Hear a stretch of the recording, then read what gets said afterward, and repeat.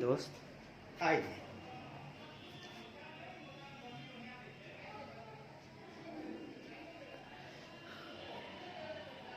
आइए दोस्त,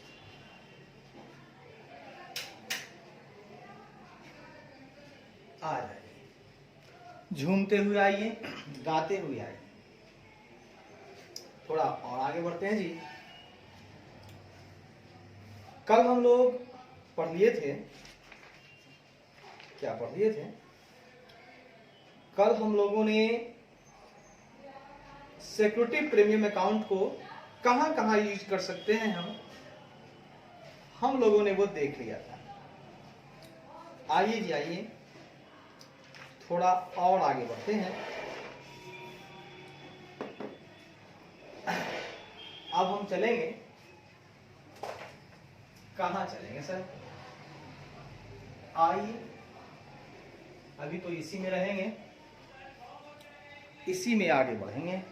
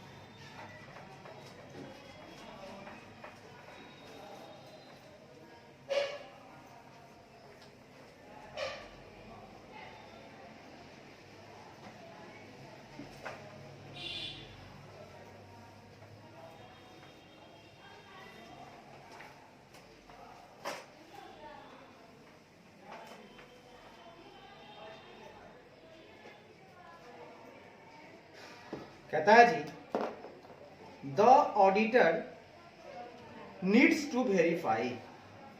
वाह, मतलब लेखा परीक्षक को सत्यापित करने की आवश्यकता है। और सत्यापित कीजिए साहब, ऑडिटर साहब को और सत्यापित करना होगा। The auditor needs to verify, the auditor needs to verify, यानी लेखा परीक्षक को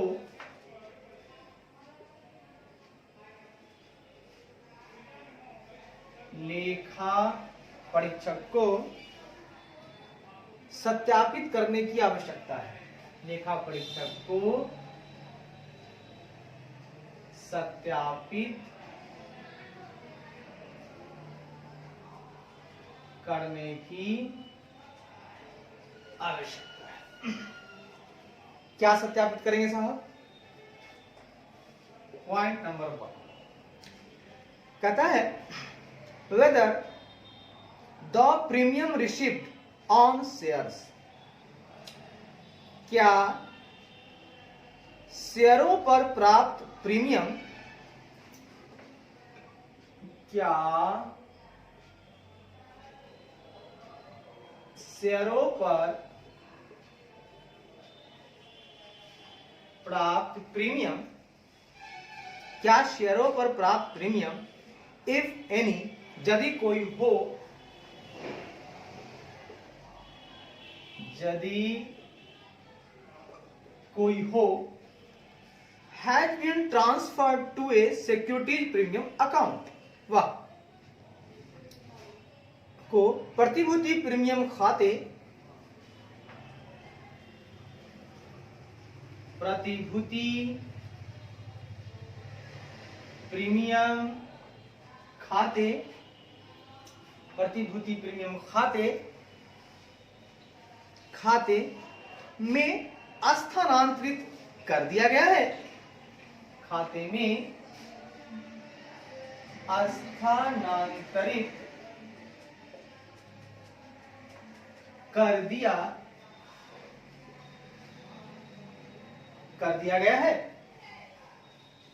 गया है। और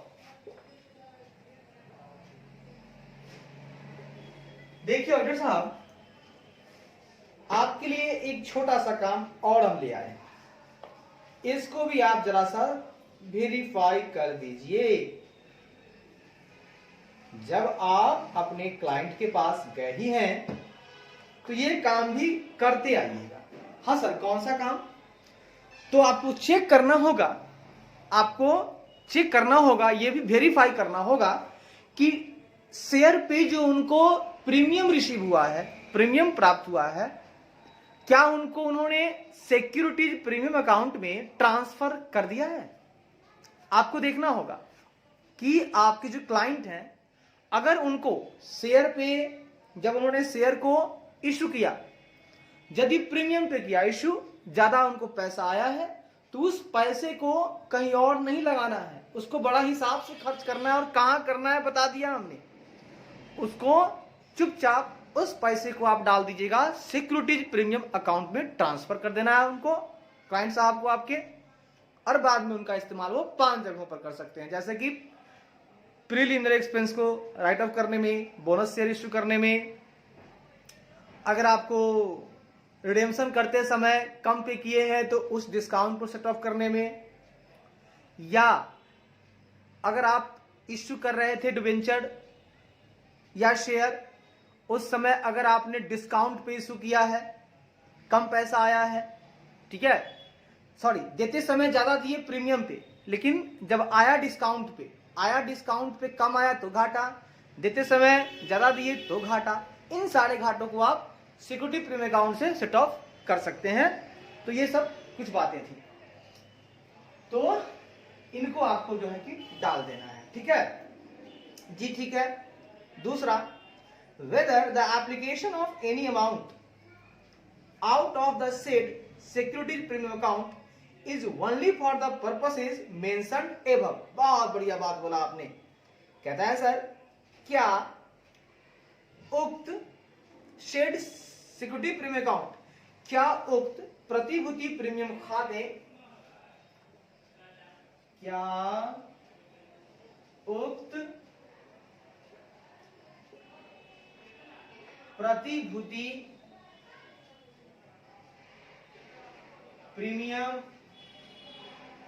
खाते, क्या उक्त प्रतिभूति प्रीमियम खाते में से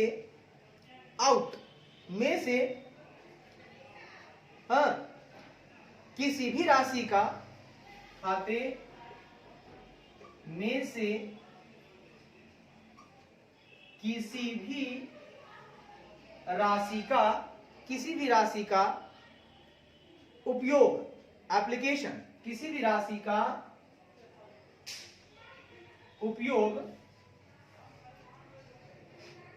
उपयोग is only for the purposes mentioned above, जो बताया मैंने 5 जगह, ठीक है, का उपयोग केवल ऊपर उल्लिखित, का उपयोग केवल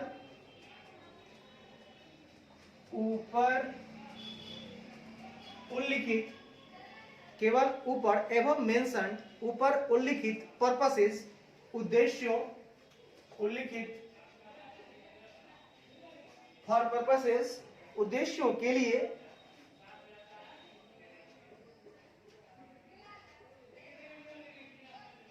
है।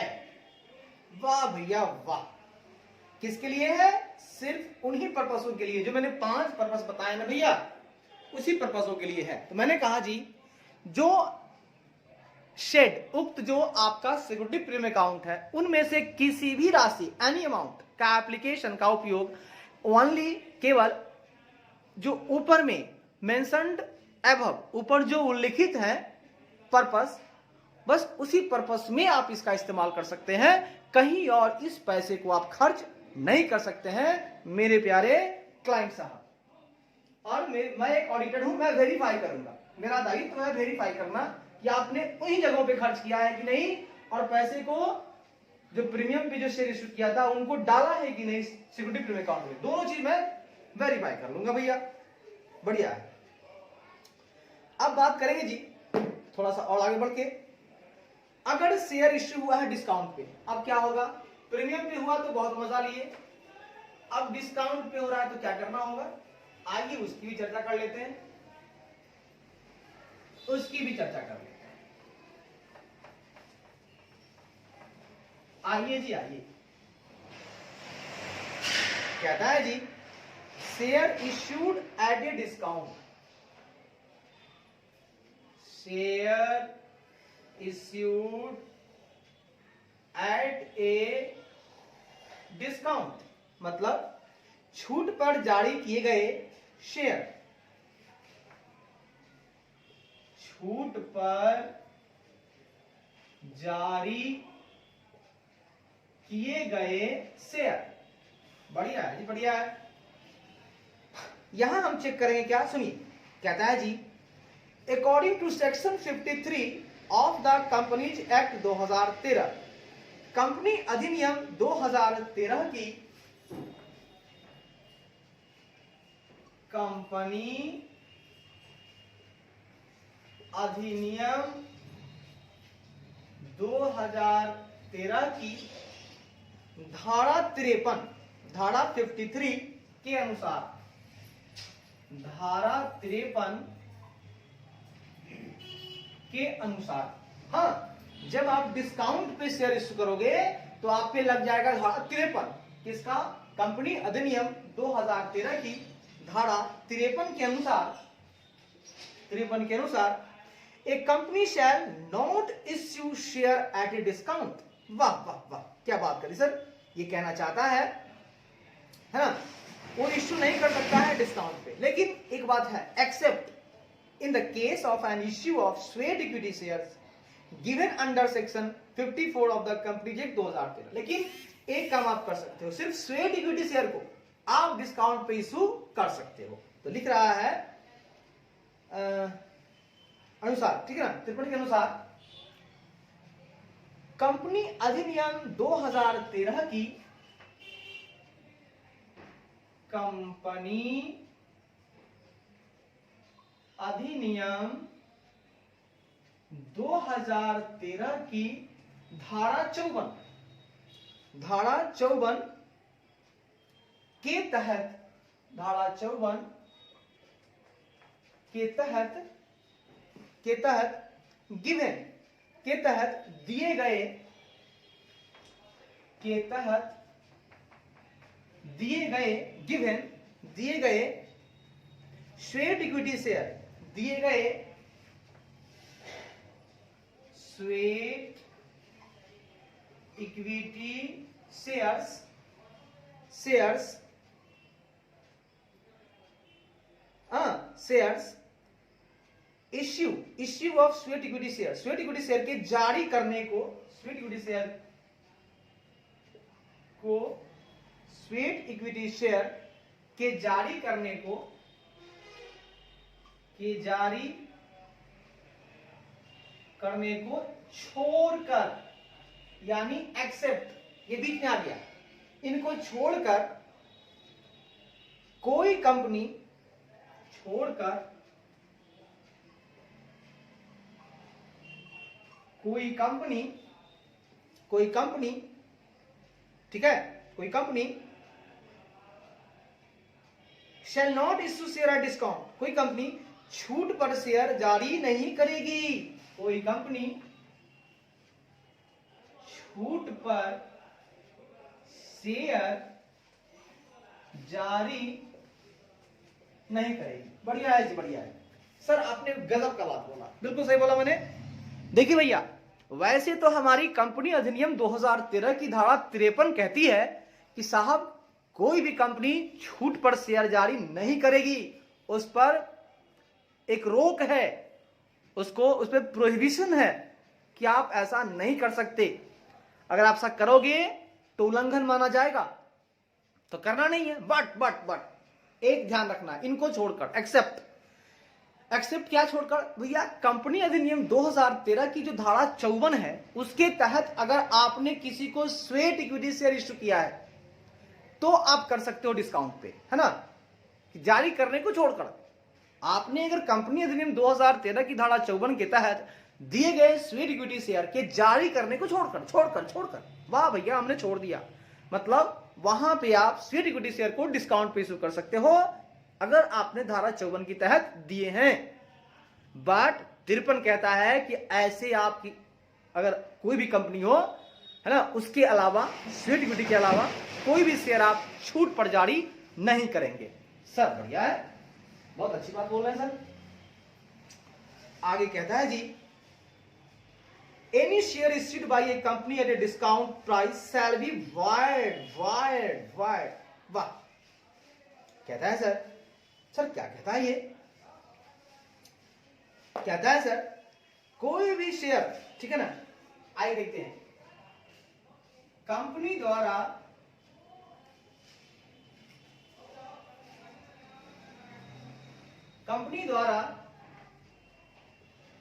कोई भी शेयर, हाँ, कोई भी शेयर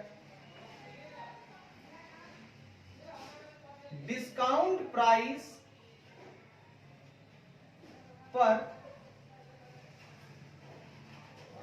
पर जारी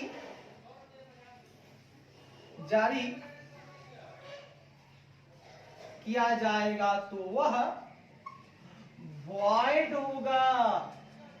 बाबू साहब, बिल्कुल नल होगा, वॉइड होगा, व्यर्थ होगा जी, वह व्यर्थ होगा। सर ये क्या बात बोले आप? भैया जो बोला सही बोला।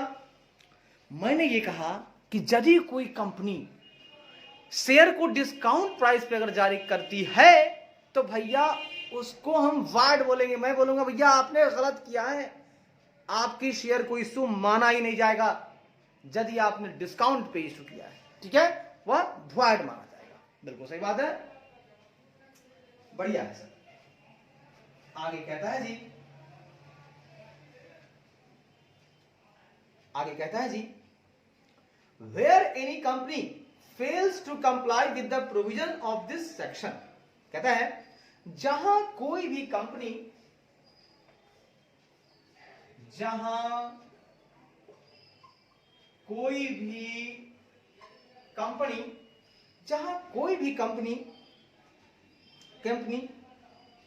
इस धारा 53 है उसी की बात कर रहा है, जहां कोई भी कंपनी इस धारा के प्रोविजंस यानी प्रावधानों, इस धारा के प्रावधानों को कंप्लाई करने में, है ना, धारा के प्रावधानों का पालन करने में, प्रावधानों का पालन करने में फेल हो जाता है, करने में विफल रहती है, पालन करने में विफल रहती है तो विफल रहती है, comma, such company and every officer who is in default, है ना, रहती है तो ऐसी कंपनी और उसके प्रत्येक अधिकारी, तो ऐसी कंपनी और उसके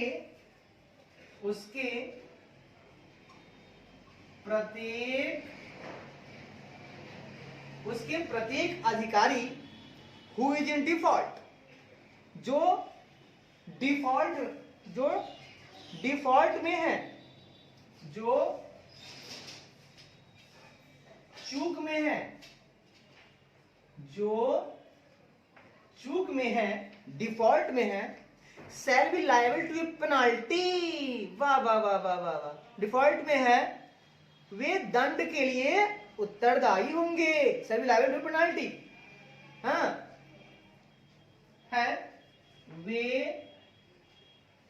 पेनाल्टी के लिए, दंड के लिए लायबल है यानी उत्तरदायी है। तो क्या है, पेनाल्टी के लिए लायबल है यानी दंड के लिए उत्तरदायी है। कहता है जी व्हिच में एक्सटेंड, ठीक है ना, शैल बी लायबल यानी कि दंड के लिए उत्तरदायी, शैल लग गया ना बिल्कुल, होगा कर दो, उत्तरदायी होगा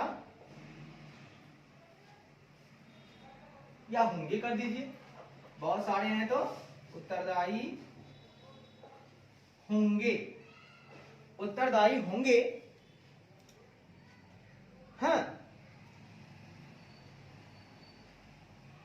which may extend to an amount equal to amount raised through the issue of shares at a discount। जो छूट पर, ठीक है ना, जो छूट पर शेयर जारी करके, जो छूट पर शेयर जारी करके अमाउंट रेज जारी करके जुटाई गई राशि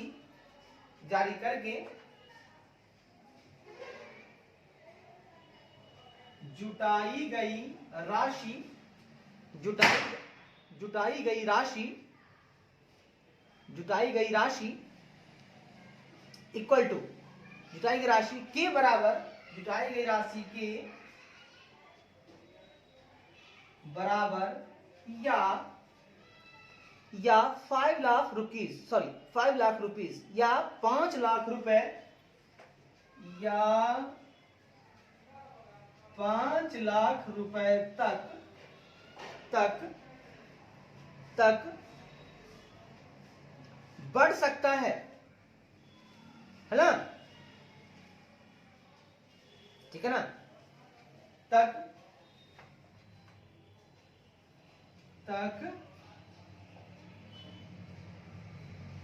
बढ़ सकता है,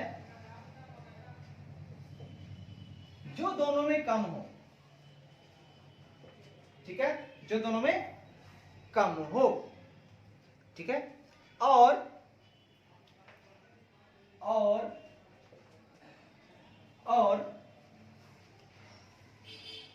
the company shall also be liable to refund all money received with interest at the rate of 12%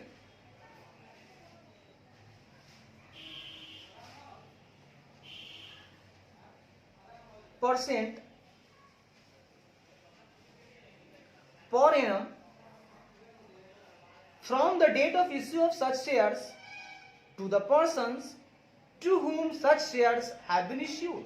क्या बोला सुनिएगा, कहता है the company shall also be liable to refund all money received with interest at the rate of 12% per annum from the date of issue of such shares to the persons, किसको देना होगा उसको, उस persons को, to whom such shares have been issued।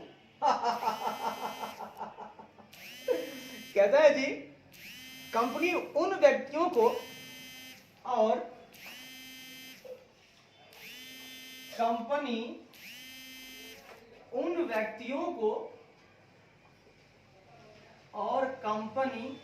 व्यक्तियों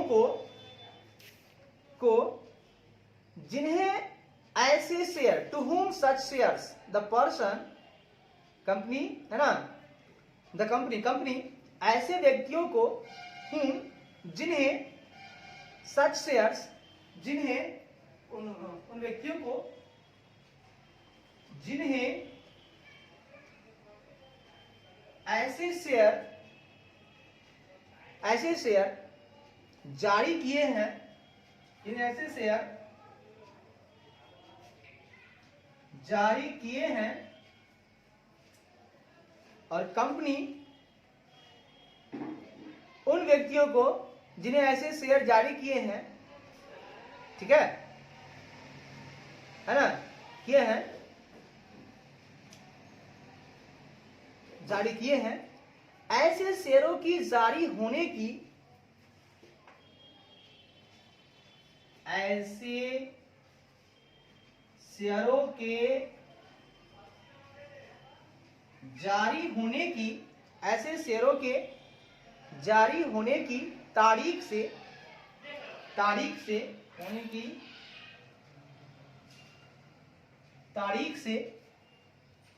तारीख से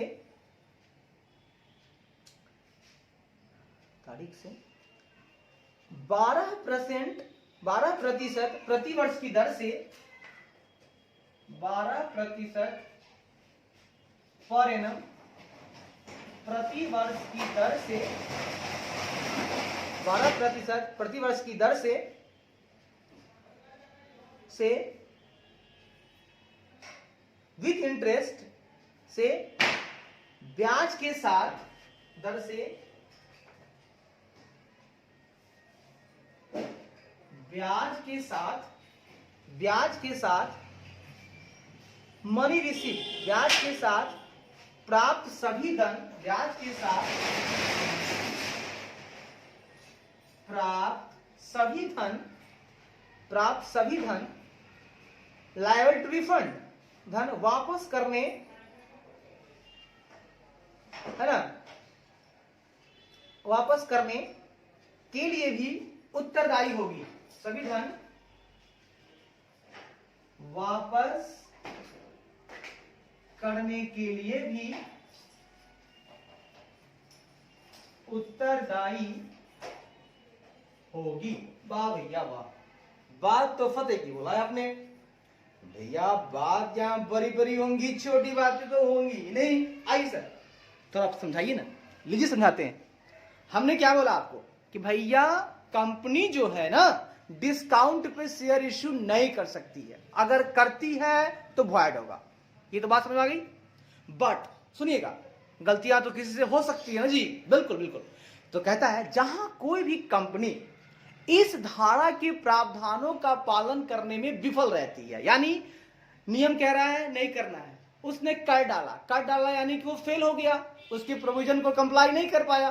तो जहां कोई भी कंपनी इस सेक्शन के प्रोविजंस को कंप्लाई करने में फेल हो रहती है तो ऐसी कंपनी और उसके प्रत्येक अधिकारी, भाई साहब कंपनी नहीं, उसके जितने भी अधिकारी हैं दोनों, यानी कंपनी भी और उसके प्रत्येक अधिकारी जो डिफॉल्ट किए हैं, माने पालन नहीं किए हैं, इस सेक्शन की जो प्रोविजंस थे उनको नहीं माने हैं, वो चूक कर गए, उन्हें क्या करना होगा, वे दंड के लिए उत्तरदायी होंगे, वो पेनाल्टी के लिए लायबल हो जाएंगे।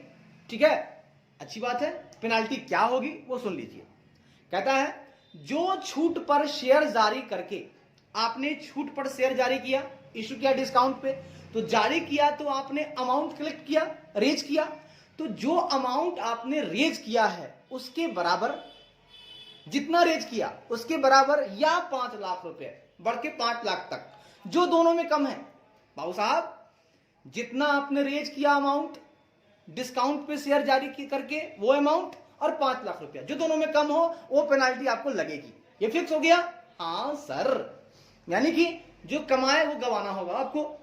ठीक है, तो जो लाए राशि वो, अब मान लीजिए जो राशि हम जुटा करके लाए वो था 10 लाख, अच्छी है, और हमने बोला 5 लाख रुपए या 5 लाख, तो भैया अगर आपने 10 लाख भी लिया तो लगेगा आपको 5 लाख ही, क्योंकि अधिक से अधिक कितना लेंगे आपसे हम, 5 लाख। तो जो जुटाया आपने, रेज किया आपने डिस्काउंट पे से इश्यू करके, जो रेज किया आपने अमाउंट, वो अमाउंट और 5 लाख रुपया, जो दोनों में कम हो उसका आपको पेनाल्टी लग जाएगा। अब आइए आगे बढ़िए। और साथ ही साथ कंपनी उन व्यक्तियों को जिन्हें ऐसे शेयर जारी किए हैं, भाई साहब जिनको आपने ऐसा शेयर जारी किया है, ठीक है, ऐसे शेयरों के जारी होने की तारीख से, बस समझिएगा, जिस दिन शेयर आपने जारी किया था उस दिन से 12% प्रति वर्ष की दर से ब्याज के साथ प्राप्त सभी धन वापस करने के लिए उत्तरदायी है साहब। अगर आपने छूट पे तो दिया, छूट पे देने के बाद आप सो गए साहब, कुछ दिन नहीं साल भर 2 साल आपने सो लिया, आपने जो है ध्यान नहीं दिया, बाद में हमारे ऑडिटर साहब आए, उनको पता चला, ध्यान में दिए, अब आप पर तो पेनाल्टी लगेगी, जितना है राशि आपने रेज किया है और 5 लाख दोनों में कम है, और साथ ही साथ जितने दिन तक आपने नहीं दिया है, ठीक है, उतने दिन तक जितना भी आपने ये रेज किया था, जिनको आपने शेयर इश्यू, जिन व्यक्तियों को आपने शेयर इश्यू किया, तो उसी तारीख से, जिस तारीख को आपने इश्यू कर दिया था उस तारीख से लेकर अब तक, जब हमको पता चला है आपकी डिफॉल्ट, वहां उस दिन तक आपको 12% प्रतिवर्ष की दर से ब्याज के साथ वो धन वापस करना होगा जो धन आपने लिया है उनसे। वाह वाह वाह वाह, बहुत गजब का पेनाल्टी लगा सर। बिल्कुल भैया। चलिए ये बात तो हो गई। अब सर थोड़ा और आगे बढ़े क्या? हाँ सर बढ़िए ना। अब हम बात करेंगे the auditor needs to check. Auditor और भी कुछ चेक करेगा। हाँ सर क्या करेगा बताइएगा? अभी बता देता हूं वो क्या चेक करेगा, अभी बता देता हूं। आइए जी आइए।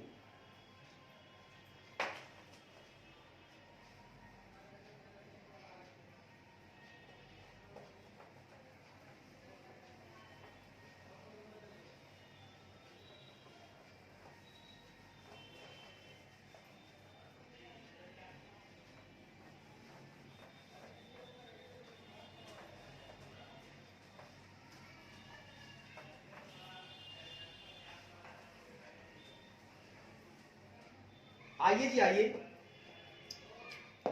Auditor needs to check the auditor needs to check the auditor needs to check. Auditor को जांच करनी होगी। ऑडिटर को जांच करने की आवश्यकता है, यानी लेखा परीक्षक को जांच करने की जरूरत है। क्या जांच करने की जरूरत है भैया? आइए बताते हैं। पहली बात बताते हैं। यस सर बताइए ना। कहता है sir the movement in share capital during the year and wherever there is an issue। कहता है वर्ष के दौरान शेयर पूंजी में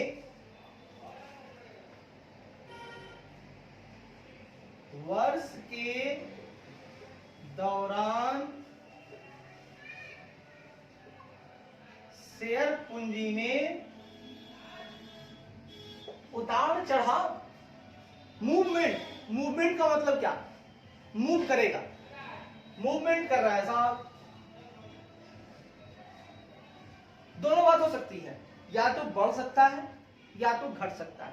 तो भैया उतार चढ़ाव। ऑडिटर साहब, ए भैया ऑडिटर साहब, एक काम और आपको मैंने सौंपा। हाँ सर क्या काम है? मैंने ये काम सौंपा कि आप जो है ना ड्यूरिंग द ईयर, वर्ष के दौरान जो भी शेयर कैपिटल में मूवमेंट हो रहा है, उतार चढ़ाव हो रहा है, उसको आप चेक कीजिए, उसको आपको जांचिए। ठीक है, ठीक है। उतार चढ़ाव and wherever there is any issue, और जहां भी कोई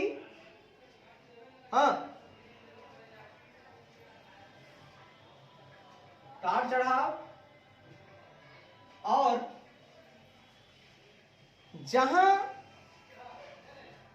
जहां कहीं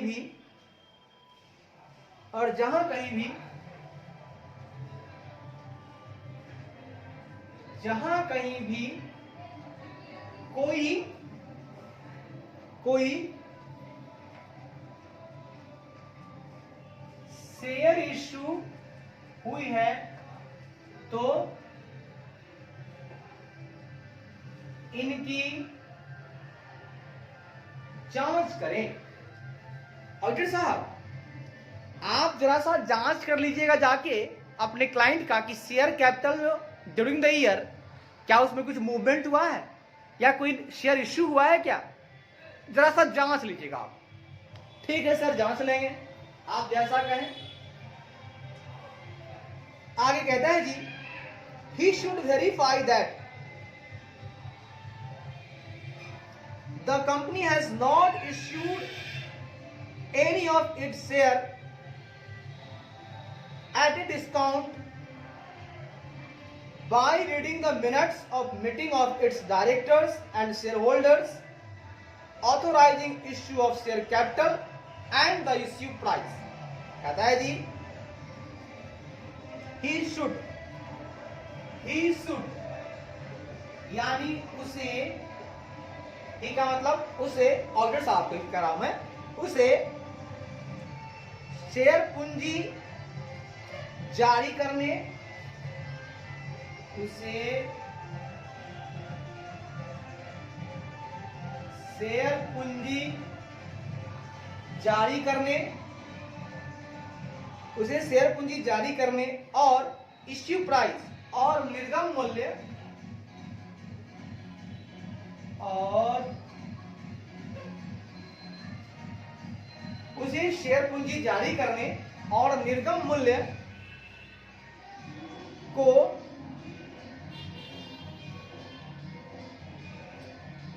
अधिकृत, ऑथोराइजिंग, निर्गम मूल्य को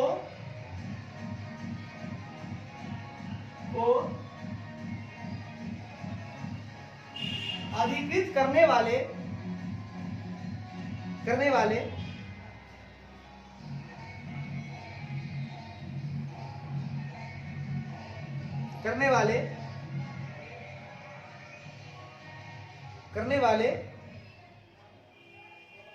कंपनी के निदेशकों, करने वाले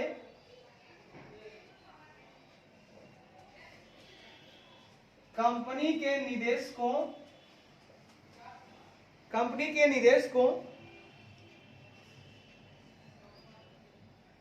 निदेशकों और शेयरधारकों और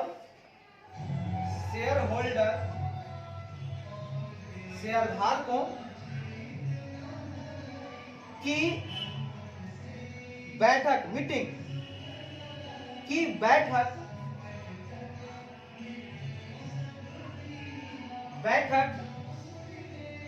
के मिनटों को, बैठक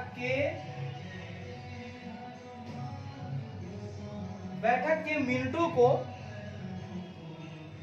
बाय रीडिंग, मिनटों को पढ़कर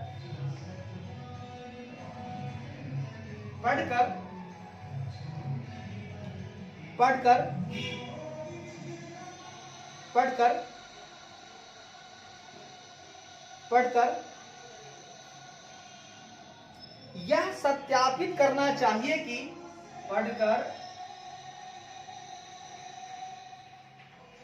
यह सत्यापित करना चाहिए कि, ठीक है ना, बाय रीडिंग मतलब पढ़कर यह सत्यापित करना चाहिए कि company has not issue any its share, कि कंपनी ने अपने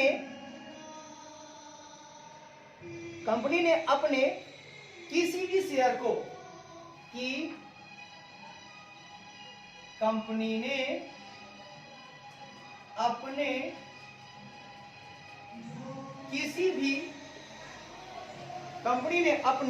किसी भी शेयर को not issued at a discount, share को छूट पर जारी नहीं किया है, शेयर को छूट पर जारी नहीं किया है। वाह भाई वाह, मजा आ गया सर, भैया मजा की बात हो रही है, मजा ही मिलेगा यहाँ, सजा थोड़े तो मिलेगा जी। सर जरा समझाएंगे क्या इसको, क्यों नहीं?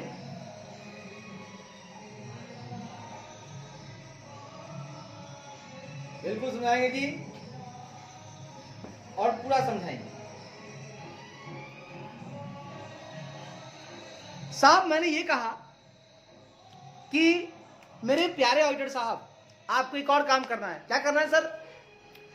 कहता है उसे, मतलब ऑडिटर साहब को शेयर पूंजी जारी करने, शेयर कैपिटल इश्यू करने और इश्यू प्राइस, निर्गम मूल्य क्या होना चाहिए उसका, उसको ऑथोराइज करने वाले, अधिकृत करने वाले जो कंपनी के निदेशक होंगे, डायरेक्टर होंगे और शेयर होल्डर होंगे और शेयरधारक, ठीक है ना।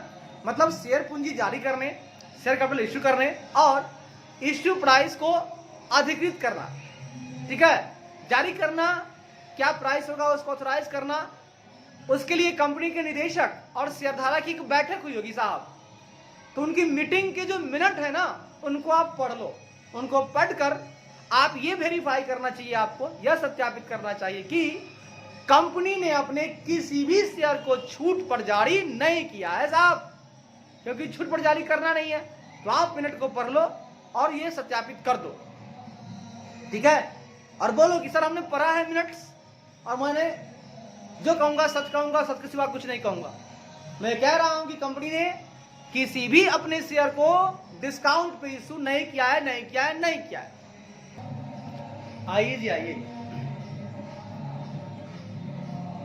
ये बात तो हो गई साहब। हाँ सर ये तो हो गया।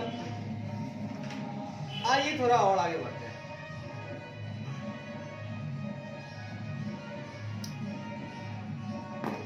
अब बात करेंगे जी issue of sweat equity share.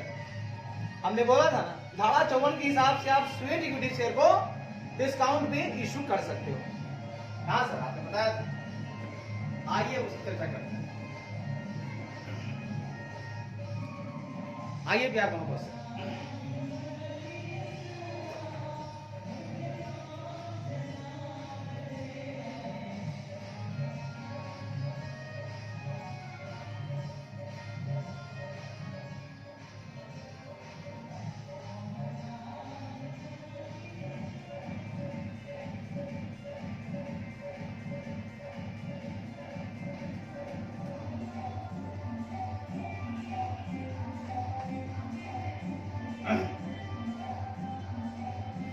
आइए issue of sweat equity share.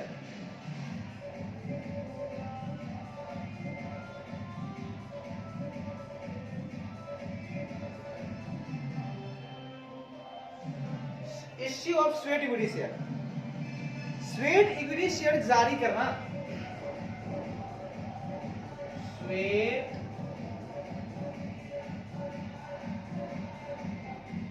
Equity share जारी करना। कहता है जी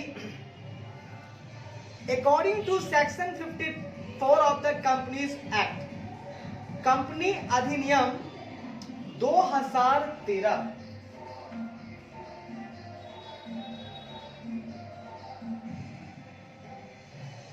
कंपनी अधिनियम 2013 की धारा 54 के अनुसार, की धारा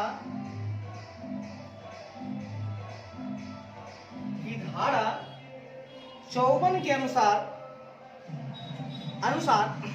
the employees may be compensated in form of sweat equity share. वाह, कर्मचारियों को स्वेट इक्विटी शेयर के रूप में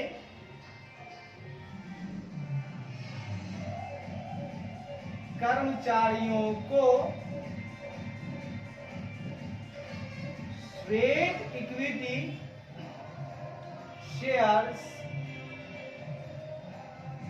के रूप में कंपनसेटेड मुआवजा दिया जा सकता है, मुआवजा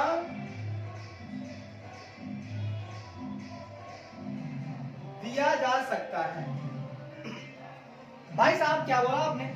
देखिए भैया, मान लीजिए कोई एम्प्लॉय था मेरे यहां, कट गया उसका हाथ, बड़ी दिक्कत वाली बात है भैया। हमको उसको कंपनसेट करना है, या मान लीजिए उसके पैसे उसको देने हैं। मैंने कहा उसको भैया तुम मेरे यहां बहुत काम किया, ऐसा करो ना तुम मालिक बन जाओ यहां का, और जो इक्विटी शेयर मैं लोगों को दे रहा हूं, मार्केट में दे रहा हूं 20 रुपए, तुमको मात्र 10 रुपए के हिसाब से दूंगा। तुमको कंपनसेट भी हो गया, सस्ते रेट में मिल गया, और तुम बन गए मेरे शेयर होल्डर। यानी कर्मचारियों को कंपनी अधिनियम 2013 की धारा 54 के अनुसार कर्मचारियों को स्वेट इक्विटी शेयर के रूप में कंपनसेटेड यानी मुआवजा दिया जा सकता है। बढ़िया, बहुत बढ़िया जी। आगे कहता है स्वेट इक्विटी शेयर मीन मतलब स्वेट इक्विटी शेयर का अर्थ है स्वेट इक्विटी शेयर्स का अर्थ है शेयर का अर्थ है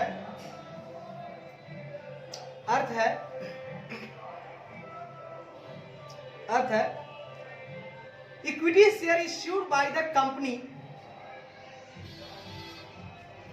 टू एम्प्लॉइज और डायरेक्टर्स एट ए डिस्काउंट और दूसरा for consideration other than cash.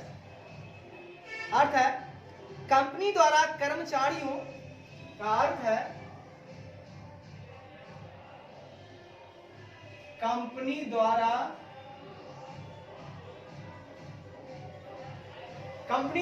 कर्मचारियों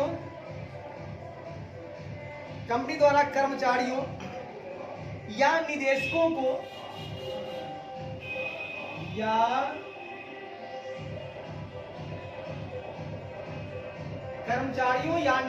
को निदेशकों को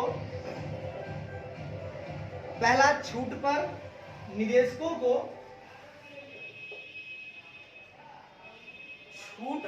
या दूसरा for consideration other than cash, दूसरा नगद के अलावा अन्य प्रतिफल के लिए, नगद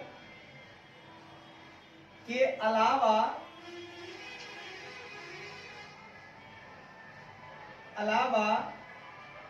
अन्य प्रतिफल के लिए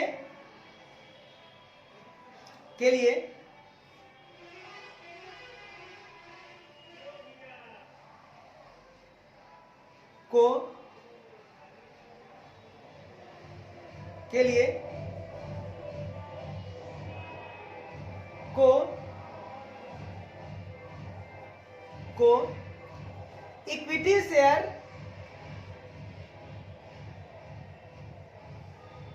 जारी किए गए हैं के लिए इक्विटी शेयर जारी किए जाते हैं, कर दीजिए। देख भैया, स्वेट इक्विटी शेयर का अर्थ है कंपनी द्वारा किसी और को नहीं दिया जाता है, कर्मचारियों को या निदेशकों को छूट पर या नगद के अलावा अन्य प्रतिफल के लिए इक्विटी शेयर जारी किए जाते हैं, वही आपका है स्वेट इक्विटी शेयर। बढ़िया है सर, मजा आ गया सर। आगे बढ़िए, कहता है जी फॉर प्रोवाइडिंग नो हाउ और making available right in the nature of intellectual property rights. तो कहता है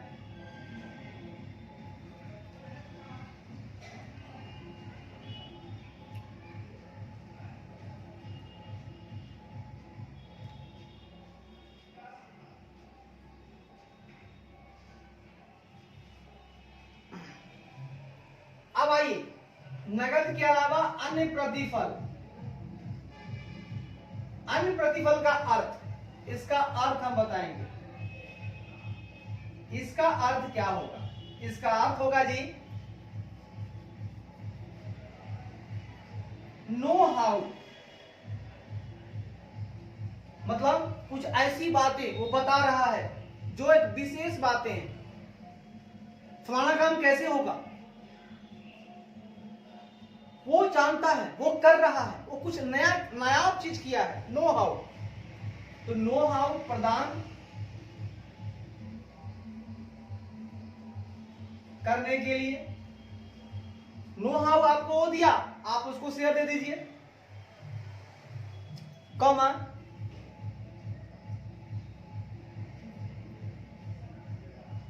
बौद्धिक संपदा अधिकारों,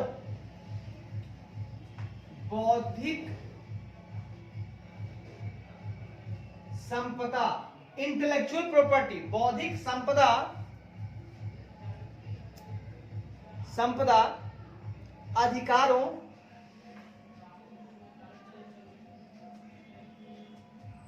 या वैल्यू एडिशन या मूल्यवर्धन की प्रकृति या मूल्यवर्धन यानी सर वैल्यू एडिशन की प्रकृति, नेचर की प्रकृति में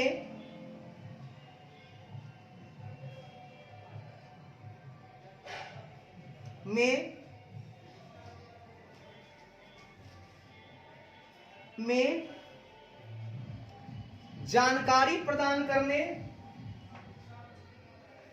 में जानकारी प्रदान करने या अवेलेबल राइट्स या अधिकार उपलब्ध कराने के लिए या अधिकार उपलब्ध कराने के लिए by what ever name called, चाहे इसे किसी भी नाम से जाना जाए, चाहे इसे किसी भी नाम से जाना जाए, by what ever name called, by what ever name called, by what ever name called. बात को समझिएगा। नो हाउ मतलब होता है जानकारी, इसको हटा दीजिए, एक ही में सब हो गया। कहता है जी आपका कर्मचारी, आपका निदेशक आपको क्या क्या दे सकता है कैश के बदले, कैश के बदले अदर कंसिडरेशन जो आपको दे रहा है, बदले में आप उसे इक्विटी शेयर दे रहे हो, वो आपको दे रहा है इंटेलेक्चुअल प्रॉपर्टी, इंटेलेक्चुअल बौद्धिक संपदा का अधिकार दे रहा है, राइट्स दे रहा है आपको, उसके अंदर बौद्धिक संपदा है, वो आपको बेहतर काम दे के दे रहा है, बदले में कुछ दोनों से आपका वैल्यू एडिशन कर रहा है। आप जो माल बना रहे हो या जो आपकी कंपनी है उसका वैल्यू एडिशन हो रहा है, उसके आने से उसने ऐसे ऐसे कारनामे किए आपकी कंपनी में आकर कि आपका वैल्यू एडिशन हो गया, जग में आपका नाम और खिल गया, आपका पीसी निकालते समय आपका रेट बहुत ज्यादा मिल रहा है, आपको गुडविल का दाम बहुत मिल रहा है। यानी मेरा यह कहना है कि जब वो आया तो आपके बिजनेस में, आपके व्यापार में अपना इंटेलेक्चुअल प्रॉपर्टी लगाया, बौद्धिक संपदा लगाया, तो उस अधिकार के बदले कुछ उसको चाहिए, उसने वैल्यू एडिशन किया, वैल्यू एडिशन किया और कैसे किया, आपको नो हाउ, आपको नई नई जानकारियां दिया, आपको राइट्स अवेलेबल कराया, आपको मार्केट में अपनी जगह बताई, आपको राइट्स अवेलेबल कराया। तो भैया चाहे इसे किसी भी नाम से आप बताओ, आपको इसी के बदले आपको ये आपका कर्मचारी, आपका निदेशक, ये सब आपको दे रहा है, बदले में आप इक्विटी शेयर दे रहे हो, तो माना जाएगा कि आप स्वेट इक्विटी शेयर दे रहे हो। ठीक है साहब, और दूसरा तो आप छूट पर दे सकते हो। ठीक है, बढ़िया है सर, थोड़ा और आगे बढ़ते हैं सर। बिल्कुल सर, बढ़िए, आपका स्वागत है। आगे कहता है जी, सुन के लीजिएगा और प्यार मोहब्बत से लीजिएगा तो मजा आ जाएगा। बिल्कुल सर, आइए जी, आइए आइए।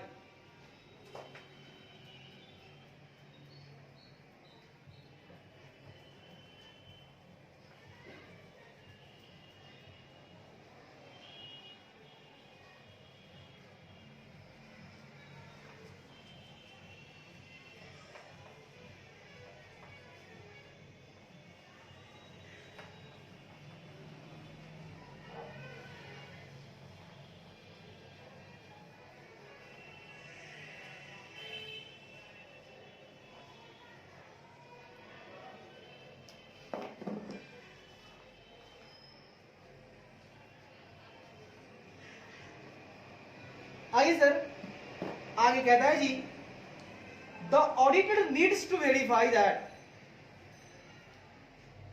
लेखा परीक्षक को यह सत्यापित करने की आवश्यकता है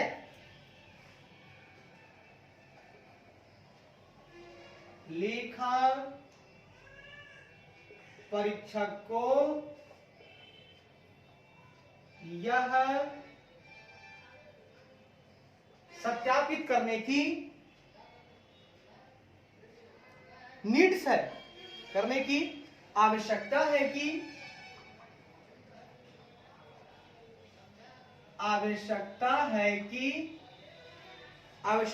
कि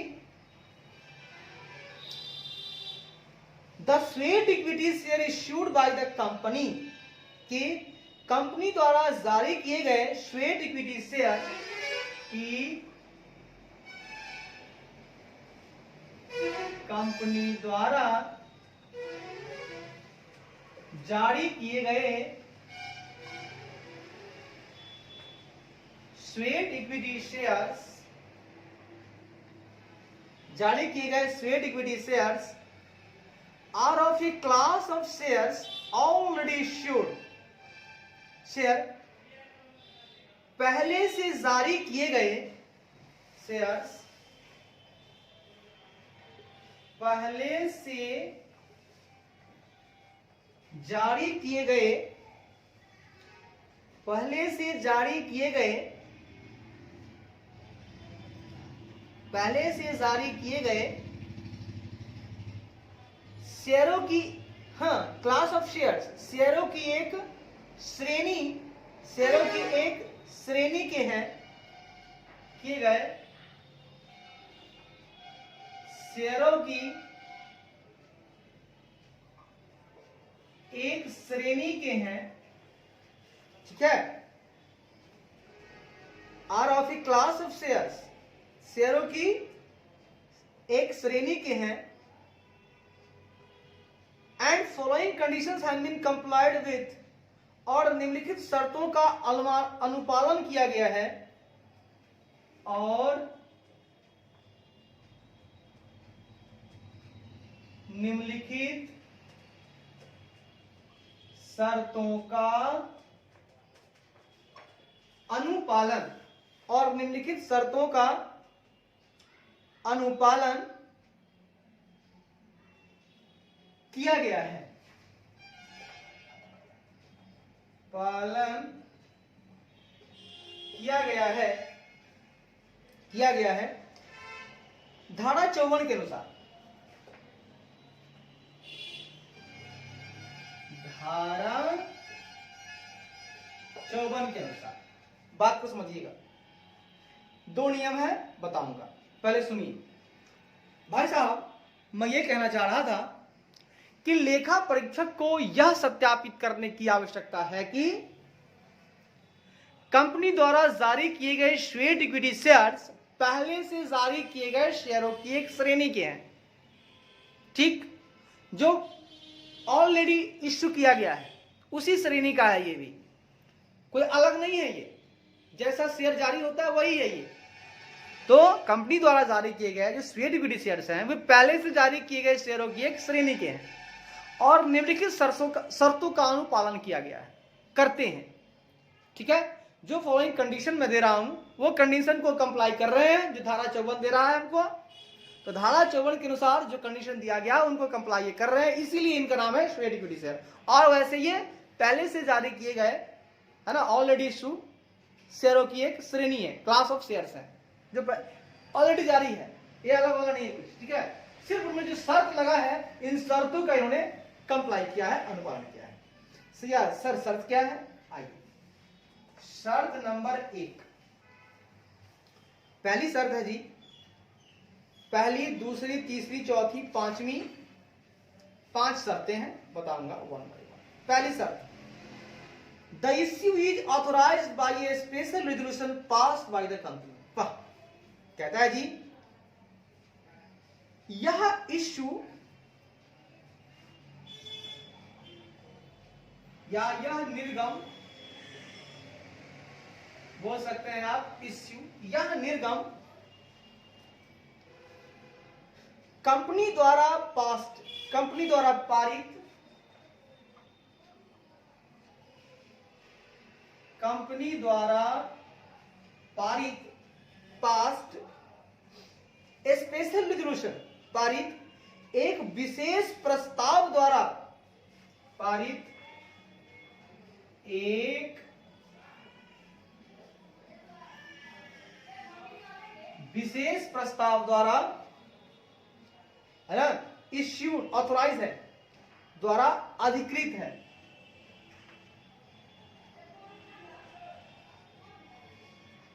देखिए भैया, मैं स्वेट इक्विटी शेयर तभी मानूंगा जब वो ये जो इश्यू हुआ होगा स्वेट इक्विटी शेयर, वह कंपनी द्वारा जो पास किया गया होगा एक स्पेशल रेजोल्यूशन, उसके द्वारा यह ऑथोराइज होगा। अगर स्पेशल रेजोल्यूशन द्वारा ऑथोराइज नहीं होगा तो आप स्वेट इक्विटी शेयर इश्यू नहीं कर सकते हैं भैया। तो पहली शर्त वो माना होगा, ये जो स्वेट इक्विटी शेयर इश्यू हुई होगी वो कैसे हुई होगी, तो कंपनी ने पास किया होगा, एक पारित किया होगा एक स्पेशल रेजोल्यूशन, और उसके द्वारा उसने ऑथोराइज किया होगा, तब जाके शेयर इश्यू हुआ होगा। उसी को हम बोलेंगे स्वेट इक्विटी शेयर। ठीक है, कंपनी द्वारा क्या पास करना होगा, स्पेशल रेजोल्यूशन, और पास करके आपको ऑथोराइज देना होगा, आपको ऑथोराइज करना होगा कि आप इस लायक हैं, आप जो है कि स्वेट इक्विटी शेयर इश्यू कर सकते हैं। तो कंपनी भैया आप एक स्पेशल रेजोल्यूशन पास कर लो, तभी आप, है ना, उसी द्वारा आप जो है ना ऑथोराइज्ड होगे। इसलिए स्वेट इक्विटी शेयर इश्यू करने के लिए आप ऑथोराइज हो जाओगे। आपको चाहिए एक स्पेशल रेजोल्यूशन, ठीक है, आप उसे पास कर लो। बढ़िया है सर। बी पॉइंट क्या कहता है सुनिएगा। बी कहता है जी, the resolution specifies the number of shares. The resolution specifies, प्रस्ताव निर्दिष्ट करता है, प्रस्ताव रेजोल्यूशन निर्दिष्ट, प्रस्ताव निर्दिष्ट करता है द नंबर ऑफ शेयर्स, शेयरों की संख्या,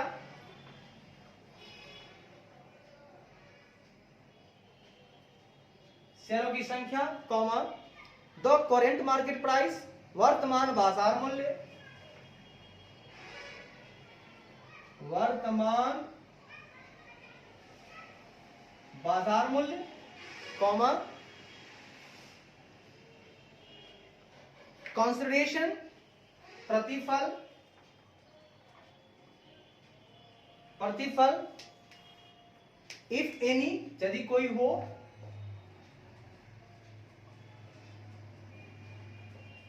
यदि कोई हो, एंड द क्लास और क्लासेस ऑफ डायरेक्टर्स,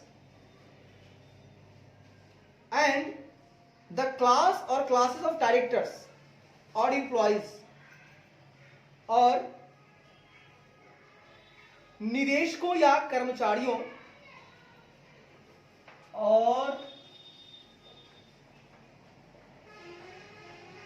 निदेशकों या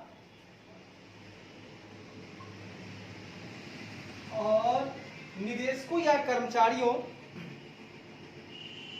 के वर्ग या वर्गों, कर्मचारियों के वर्ग या वर्गों को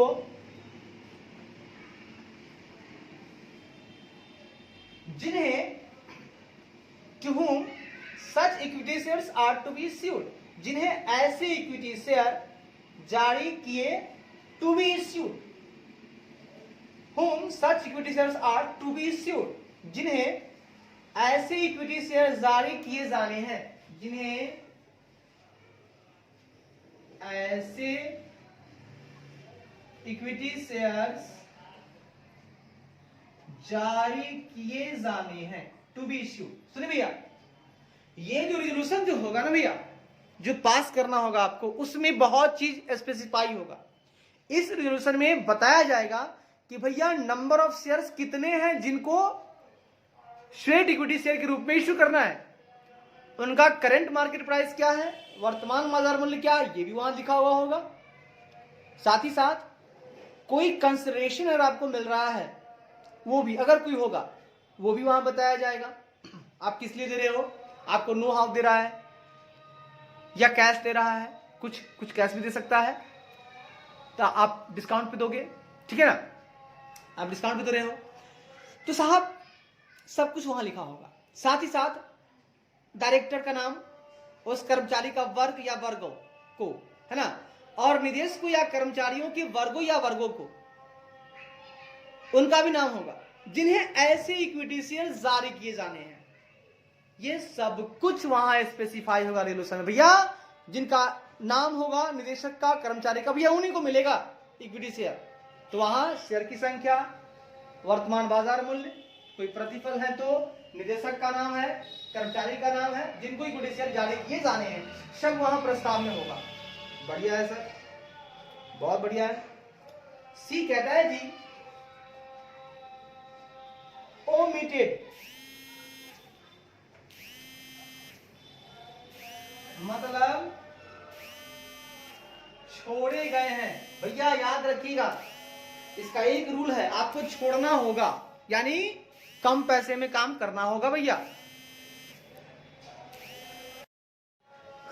आइए साहब आइए, हाँ ध्यान रखिएगा, छोड़ना तो पड़ेगा आपको, पूरा पैसा नहीं लेना है, ठीक है ना, कुछ डिस्काउंट आपको देना पड़ेगा, तभी शेयर इक्विटी शेयर माना जाएगा। ठीक है, आपको देना है डायरेक्टर को, एम्प्लॉय को, लेकिन आपको कुछ छोड़ना होगा। ठीक है सर, छोड़ना चाहिए। आगे कहता है जी, ये नहीं हटेगा, जी के लिए थोड़ा ज्यादा जगह चाहिए। ठीक है,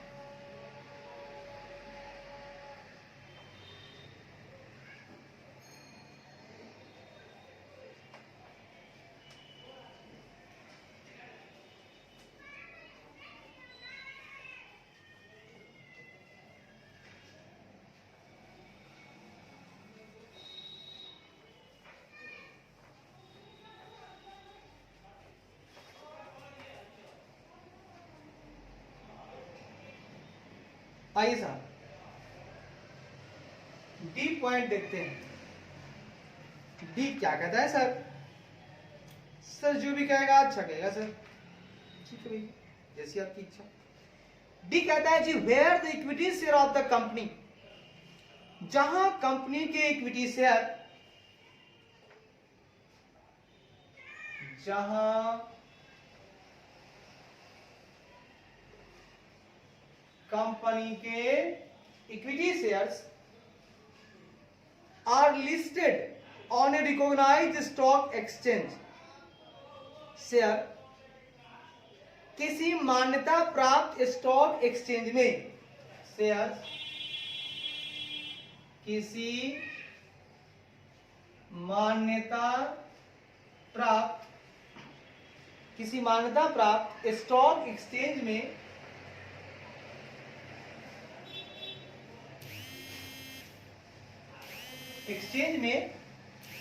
लिस्टेड है, मतलब सूचीबद्ध है,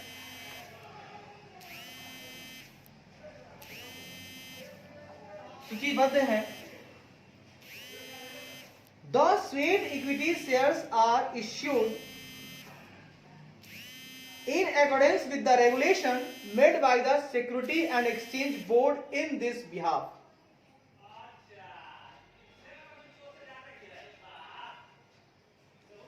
है तो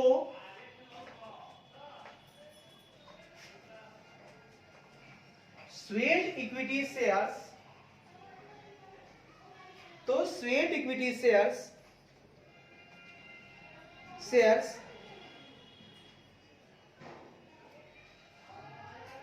in this behalf तो swayed equity share इस संबंध में,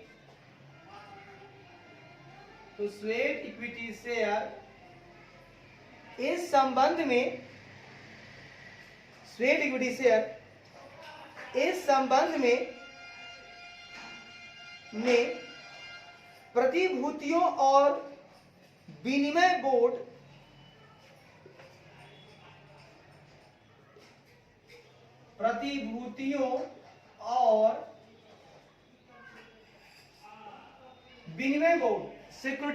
सिक्योरिटी एंड एक्सचेंज बोर्ड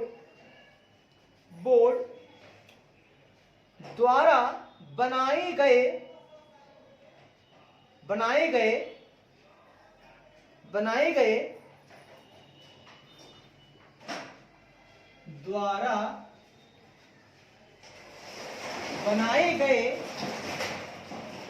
गए ऐसे बी नियमों के अनुसार है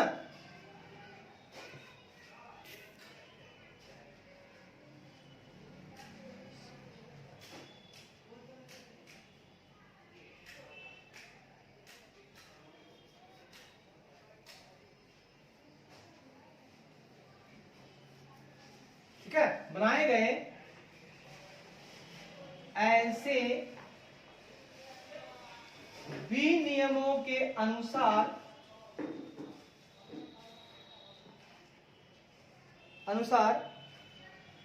जारी किए जाते हैं, अनुसार जारी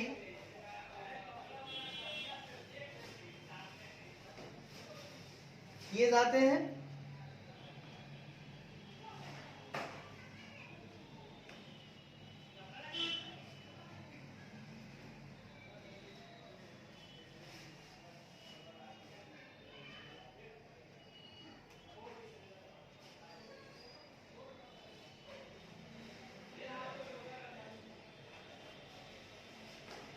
गए बी नियमों के अनुसार जारी किए जाते हैं। ठीक है सर, ये तो हो गया। फिर कहता है जी and if they are not so listed, और यदि वे सूचीबद्ध नहीं है, और यदि वे सूचीबद्ध नहीं है तो क्या भैया, तो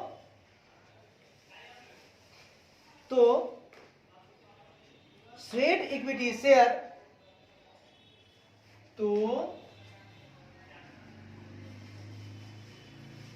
स्वेट इक्विटी शेयर्स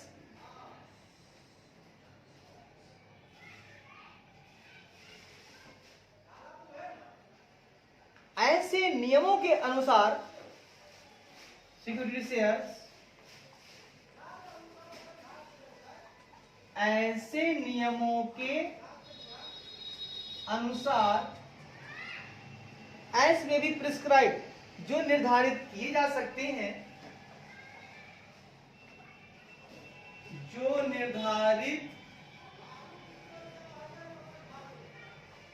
निर्धारित किए जा सकते हैं,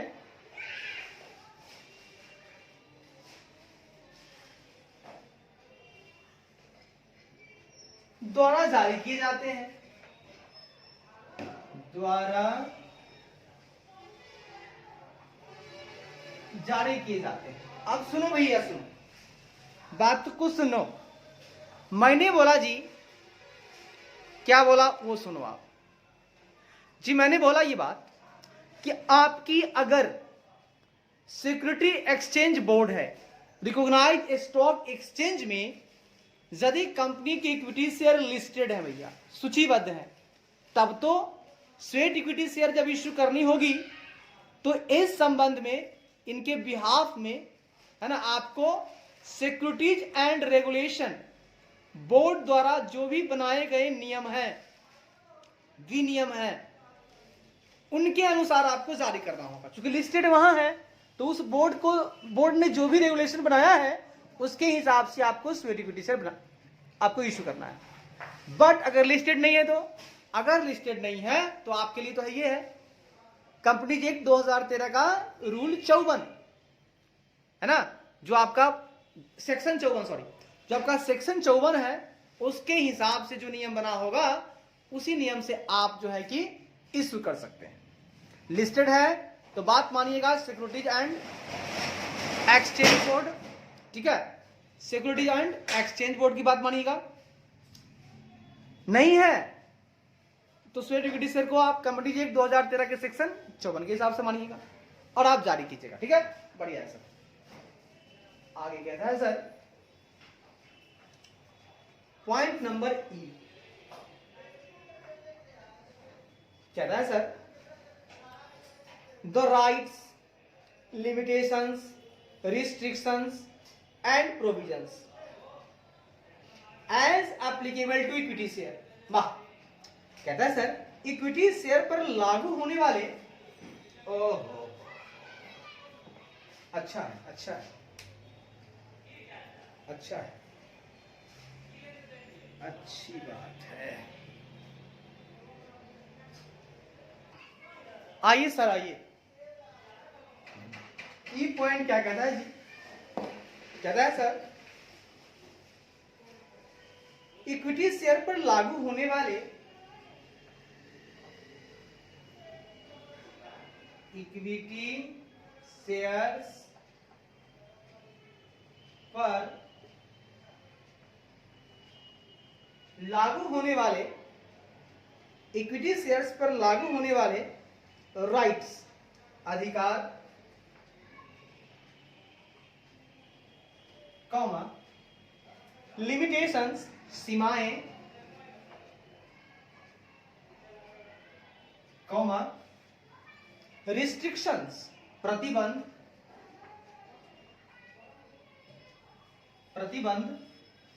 एंड प्रोविजंस, और प्रावधान,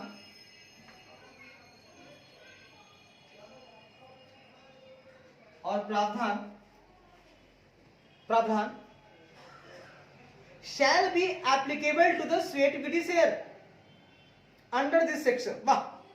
प्रावधान इस धारा के तहत, प्रावधान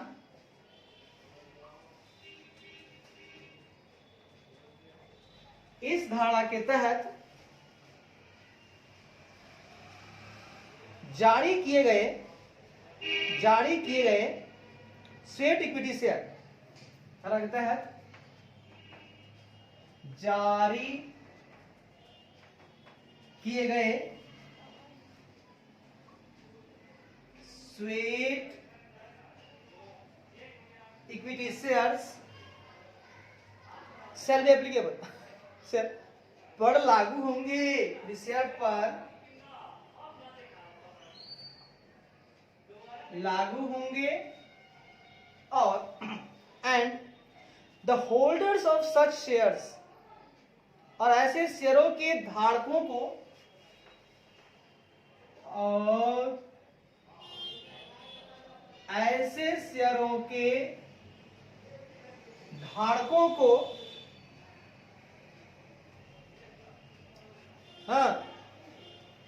सेल रैंक पारी पशु with other equity share holder, ठीक है, को अन्य इक्विटी शेयर होल्डर धारकों को अन्य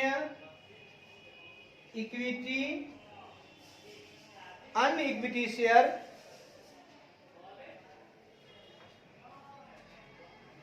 धारकों के बराबर रैंक दिया जाएगा। धारकों के बराबर का मतलब पारी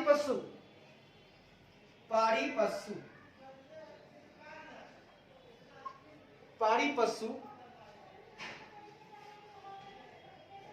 बराबर रैंक दिया जाएगा।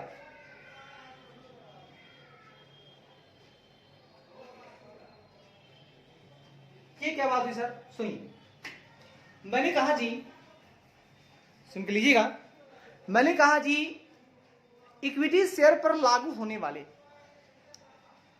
अधिकार, राइट्स, सीमाएं, लिमिटेशंस, रिस्ट्रिक्शंस, प्रतिबंध और प्रोविजन, प्रावधान, मतलब जो इक्विटी शेयर पर एप्लीकेबल है, अधिकार, सीमाएं, प्रतिबंध और प्रावधान, वह जो है इस धारा के तहत जारी किए गए, मतलब सेक्शन 54 के तहत जारी किए गए स्वेट इक्विटी शेयर पर भी लागू होंगे। जो राइट्स इक्विटी शेयर का वही राइट्स स्वेट इक्विटी शेयर का, सेम राइट्स मिलेगा आपको, ठीक है। डिस्काउंट भी इशू कर रहे हैं लेकिन राइट्स वही रहेगा। लिमिटेशन जो उस पे है वही लिमिटेशन आप पे लग जाएगा, जो रिस्ट्रिक्शन इक्विटी पे है वही स्वेट इक्विटी पे लग जाएगा, जो प्रोविजन इक्विटी शेयर के लिए वही प्रोविजन स्वेट इक्विटी शेयर के लिए लग जाएगा, मतलब सेम चलेगा। साथ ही साथ ऐसे शेयर धारकों को जो स्वेट इक्विटी शेयर के होल्डर्स हैं, उन्हें ऐसे शेयर धारकों को अन्य इक्विटी शेयर धारकों के बराबर रैंक दिया जाएगा।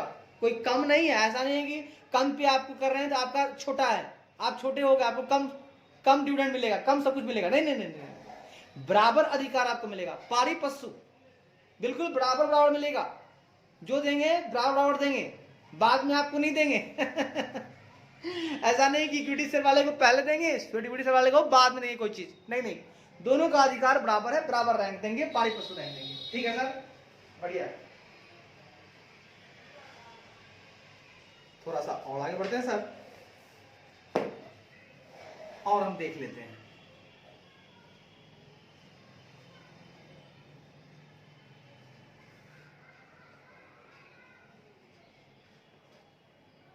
आइए जी आइए। The auditor also needs to prepare, auditor के पास भैया काम ही काम है, और भी काम बढ़ा रहा हूं मैं। हाँ सर बढ़ाइए बढ़ाइए, खूब काम बढ़ाइए इनका, पैसा ले लेते हैं, खूब काम दीजिए, इतना काम दीजिए कि बस काम करते करते करते करते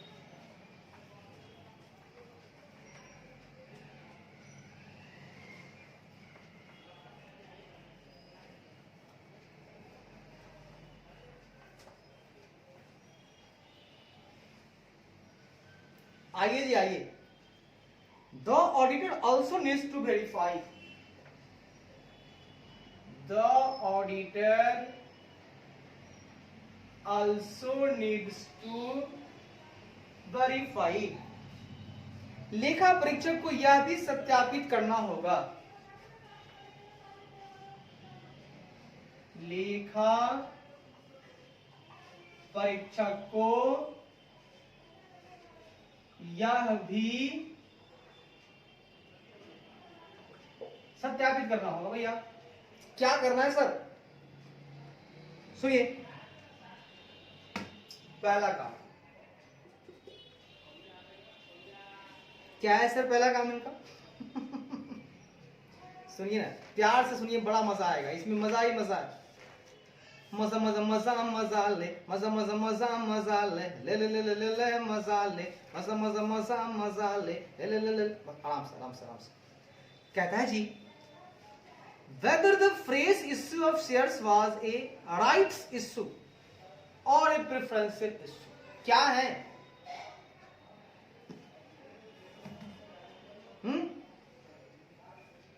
कह रहा है जो फ्रेश इश्यू हुआ है, आपका काम वेरीफाई करना है ऑडिटर साहब, क्या शेयरों का फ्रेश इश्यू,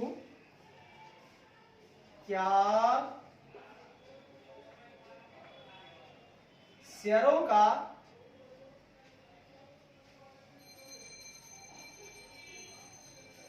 क्या जो नए शेयर जारी हुए हैं वह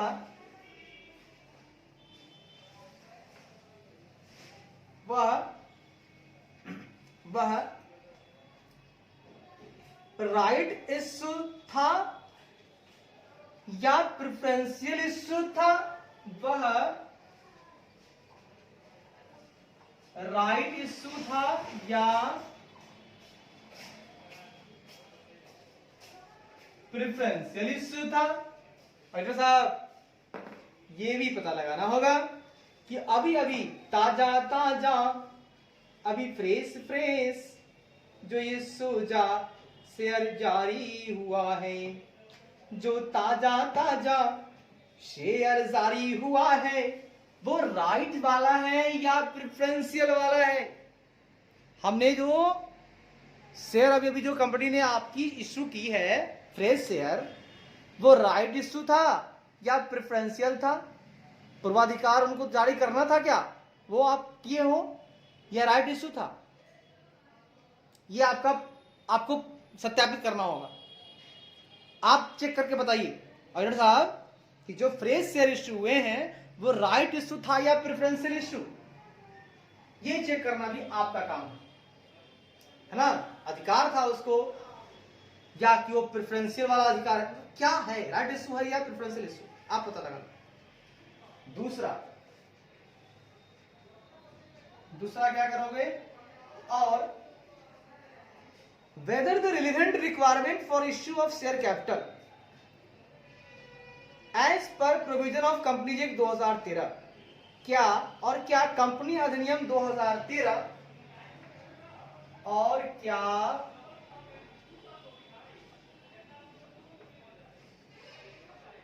कंपनी अधिनियम 2013 के प्रावधानों के अनुसार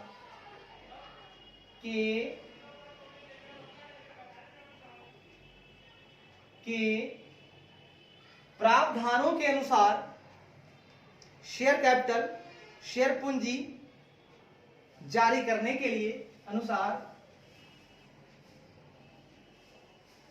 शेयर पूंजी जारी करने के लिए रिलेवेंट रिक्वायरमेंट, प्रासंगिक आवश्यकताओं,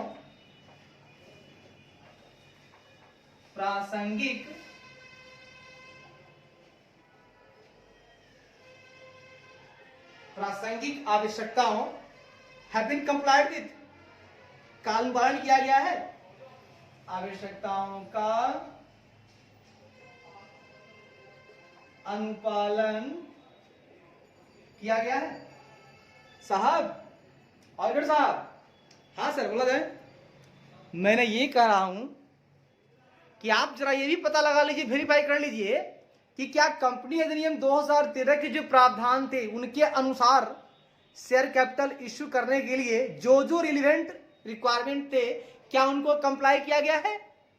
साहब, आपको शेयर कैपिटल इश्यू करना है ना, तो आपको कंपनी अधिनियम 2013 के जो प्रावधान हैं वो आपको रिक्वायरमेंट बताते हैं, कुछ आवश्यकताओं को पालन करना होगा, कंप्लाई करना होगा। तो क्या कंपनी ने वो सारी बातें मानी है? जरा इसको भी वेरीफाई कर लीजिएगा। पहला तो पता लगा लीजिएगा कि जो फ्रेश शेयर ताजा ताजा खिला है, कली खिली है, हम उसके दीवाने हैं। मतलब जो ज्यादा शेयर जारी हुआ है वो राइट इश्यू है या प्रेफरेंशियल, ये पता लगा लीजिएगा। और साथ ही साथ यही पता लगा लीजिएगा कि शेयर कैपिटल को इश्यू करने के लिए जो भी रिलेवेंट रिक्वायरमेंट है कंपनी एक्ट 2013 का के प्रोविजन का के अनुसार, ठीक है ना। मतलब कंपनी अधिनियम 2013 के प्रावधानों के प्रावधानों के अनुसार शेयर कैपिटल को इश्यू करने के लिए जो भी रिलेवेंट रिक्वायरमेंट है उनको कंप्लाई किया गया है या नहीं। ठीक है सर, पता लगा लेंगे, आप चिंता ना करें। आप बेचैन ना हो, हम पता लगा लेंगे। बढ़िया है, आप पता लगा लोगे तो। अब सर हम बात करेंगे रिडक्शन ऑफ कैपिटल की बात करेंगे, प्यारी प्यारी बातें करेंगे। ठीक है सर।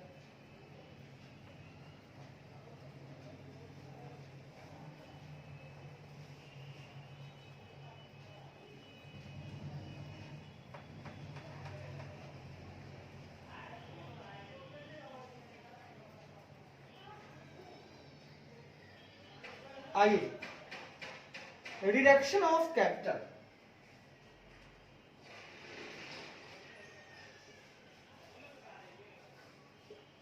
सर मतलब क्या होता है इसका?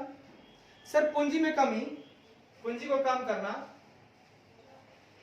पूंजी में कमी।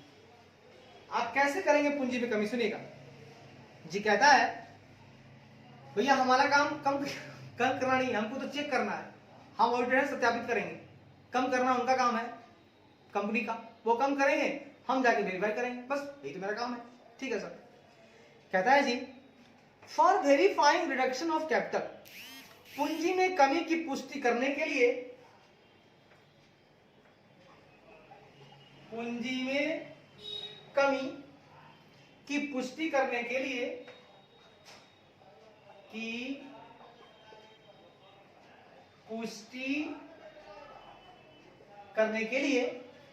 पूंजी में कमी की पुष्टि करने के लिए the auditor needs to examine, auditor को यह जांच करने की आवश्यकता है। Auditor needs to examine, auditor को यह जांच करने की आवश्यकता है, ऑडिटर को यह जांच करने की, ऑडिटर को यह जांच करने की आवश्यकता है कि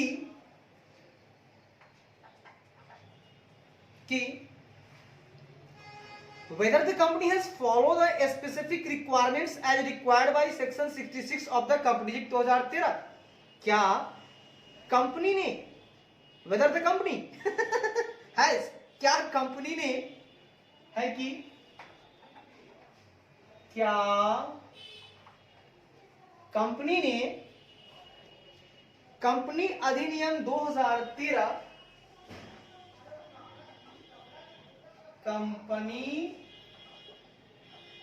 अधिनियम 2013 की धारा 66 की धारा 66 के अनुसार, है ना, के अनुसार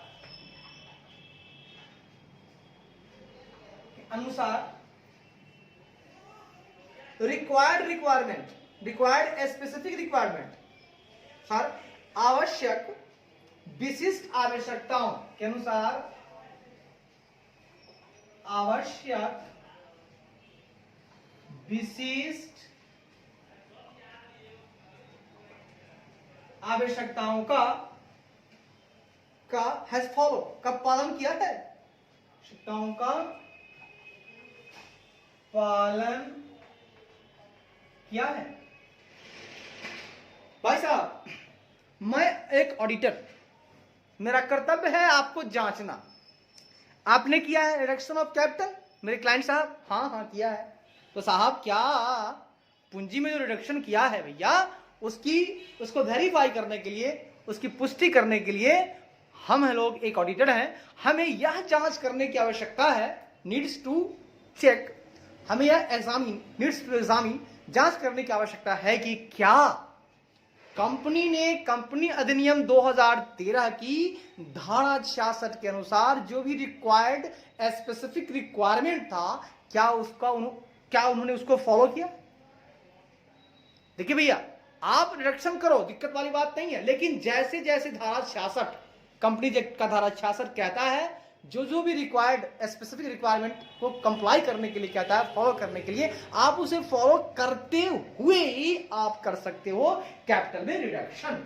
और जांचना मेरा काम है, मैं ऑडिटर एग्जामिन करूंगा भैया, कर लो सर। कहता है जी, the auditor shall undertake the following audit procedure. कहता है लेखा परीक्षक निम्नलिखित लेखा परीक्षक अभी है दुकान। हाँ हाँ, क्या चाहिए? बोल चाहिए।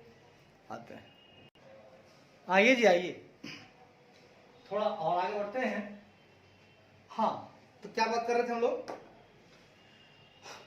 Auditor shall undertake the following audit procedure. लेखा परीक्षक निम्नलिखित लेखा परीक्षक निम्नलिखित लेखा परीक्षक निम्नलिखित लेखा परीक्षा प्रक्रियाएं लेखा परीक्षा प्रक्रियाएं ऑडिट प्रोसीजर लेखा परीक्षा प्रक्रियाएं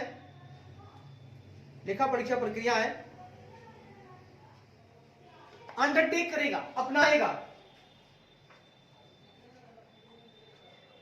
देख भैया, पहला तो आपने पूछ लिया सवाल, आपको सत्यापित करना है कि सेक्शन 66 के हिसाब से काम हुआ है कि नहीं, माना गया है कि नहीं उनकी रिक्वायरमेंट को, स्पेशली रिक्वायरमेंट को, जब कंपनी ने अपने कैपिटल को रिडक्शन कर रहा था। साथ ही साथ और भी आपको मैं कई सारी ऑडिट प्रोसीजर बताऊंगा, जिसको आप लगा लगा के आप कैपिटल की रिडक्शन की सत्यता की जांच करेंगे, उसकी पुष्टि करेंगे, उसको वेरीफाई करेंगे। लीजिए भैया, बताइए सर, फटाफट बताइए सर, आइए फटाफट बताइए।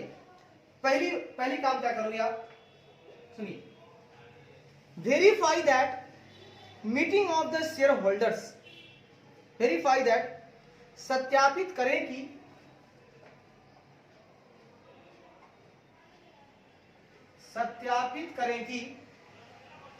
Meeting of the share holders held to pass the special resolution, मतलब विशेष प्रस्ताव पारित करने के लिए सत्यापित करें कि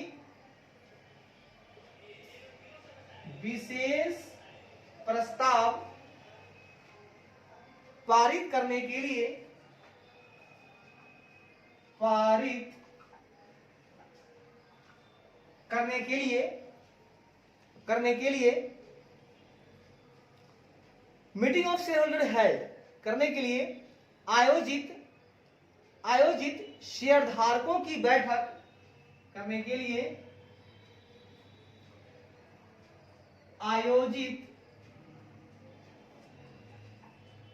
शेयरधारकों की बैठक was properly convened, बैठक उचित रूप से बुलाई गई थी। बैठक उचित रूप से बुलाई गई थी। कन्वेंड मतलब बुलाई गई थी। एंड दैट द प्रपोजल, और प्रस्ताव बुलाई गई थी और प्रस्ताव was circularized, proposal was circularized in advance to all the shareholders, और प्रस्ताव सभी शेयरधारकों को, और प्रस्ताव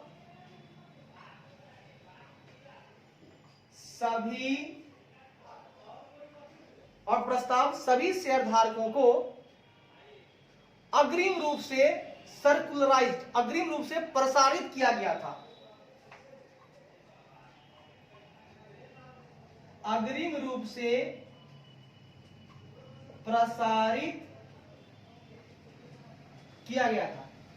और डॉक्टर साहब, पहला काम आप क्या कर लोगे? सुनो, आप क्या करना, पहला काम कि आप सत्यापित करो कि जो स्पेशल रेजोल्यूशन पारित करने के लिए कि भैया हमको करना है कैपिटल में डिडक्शन, तो उसके लिए अगर विशेष प्रस्ताव पारित करने के लिए जो भी आयोजित शेयरधारकों की बैठक हुई होगी, बिल्कुल सही बात है, उस बैठक की बैठक प्रॉपरली बुलाई गई थी कि नहीं, उचित रूप से कन्वेंट हुई थी कि नहीं, वाज कन्वेंट, उचित रूप से बुलाई गई थी, ये बात आप वेरीफाई कर लो कि हाँ भैया उचित रूप से बुलाया गया था। जब विशेष प्रस्ताव को पास करना था तो एक मीटिंग हुई थी शेयर होल्डर की और एकदम प्रॉपरली कन्वेंट हुआ है, कहीं से कोई दिक्कत वाली बात है। और साथ ही साथ जो प्रस्ताव है सभी शेयरधारकों को अग्रिम रूप से प्रसारित किया गया था।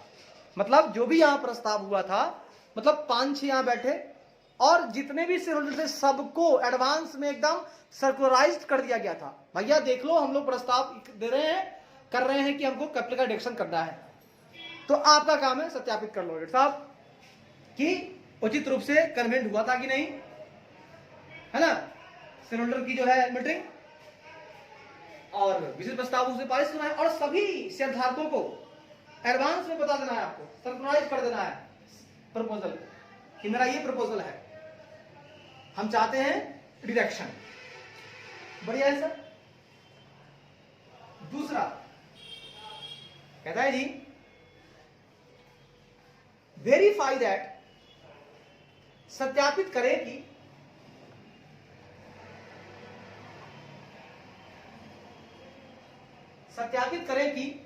The articles of association authorises reduction of capital. सत्यापित करें कि article of association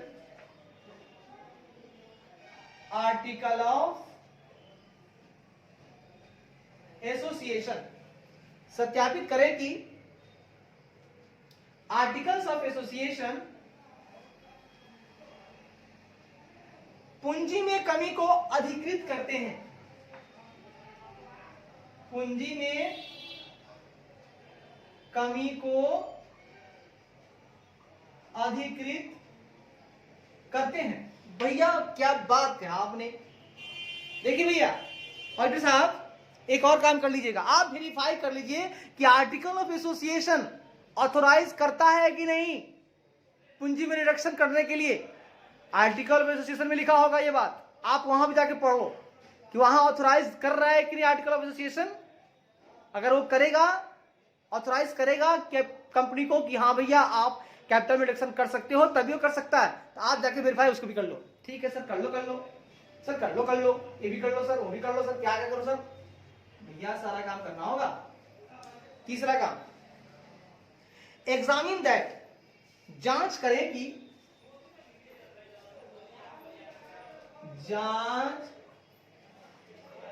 examine that, जांच करें कि there has been no default with respect to repayment of deposit accepted by company. वाह वाह वाह वाह। जांच करें कि कंपनी द्वारा स्वीकार की गई, जांच करें कि कंपनी द्वारा, जांच करें कि कंपनी द्वारा स्वीकार की गई, जांच करें कि कंपनी द्वारा स्वीकार की गई डिपॉजिट, स्वीकार की गई जमा राशि, स्वीकार की गई जमा राशि के रीपेमेंट, जमा राशि के पुनर्भुगतान, जमा राशि के पुनर्भुगतान, जमा राशि के पुनर्भुगतान या payment of interest on such deposit, या ऐसी जमा पर, या ऐसी जमा पर, या ऐसी जमा पर, या ऐसी जमा पर ब्याज के भुगतान, ऐसी जमा पर ब्याज के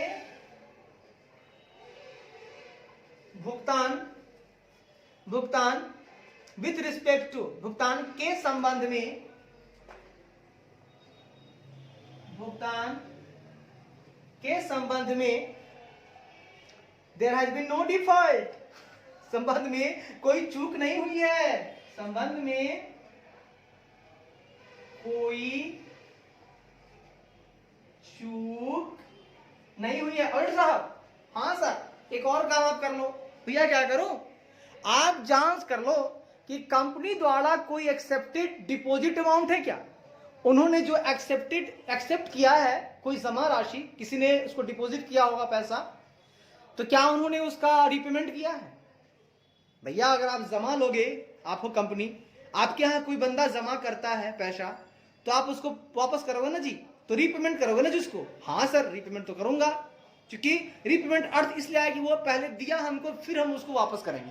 तो जमा राशि तो देना देगा, साथ ही साथ ऐसी जमा पर आपको ब्याज का भुगतान करना होगा। ब्याज तो एक ही बार गया, पेमेंट हुआ, ऐसा थोड़ी ना कि कोई दिया था ब्याज तब आप दिए, नहीं, आपको एक बार देना है।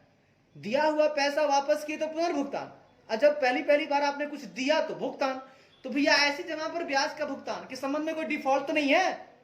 डिफॉल्टर होगा मत करिए रिडक्शन, डिफॉल्टर को यहां पे रिडक्शन करने की इजाजत नहीं है साहब।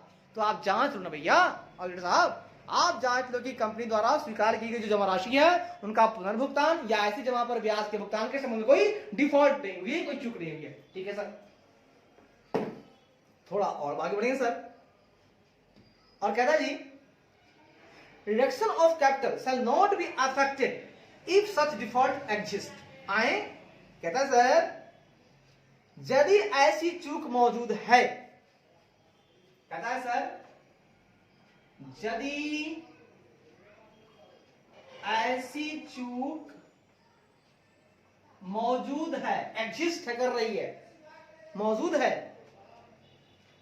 शैल नॉट बी अफेक्टेड, तो पूंजी की कमी प्रभावित नहीं होगी। मौजूद है तो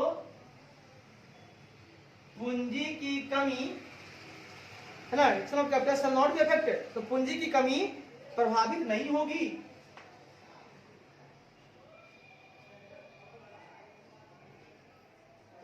क्या बोले, सुनिए, मान लीजिए कि आपने कोई चूक किया है, ऐसी चूक अगर एग्जिस्ट कर रही है तो भैया कैपिटल का डिडक्शन अफेक्टेड नहीं होगा, मतलब प्रभावित नहीं होगा, मतलब पूंजी में कमी नहीं हो पाएगी। चूक है तो पूंजी की कमी प्रभावित नहीं होगी का मतलब क्या हुआ, मतलब कमी करना प्रभाव में नहीं है, आप कमी नहीं कर सकते हो। बढ़िया है सर, बढ़िया है सर, अच्छा है सर।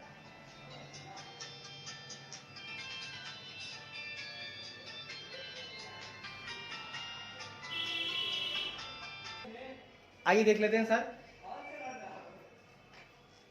आगे सर क्या कहता है। 3 तक तो हो गया सर, बिल्कुल सर, 3 तक हो गया है, वही रूल चलेगा आगे तक, टेंशन ना लें।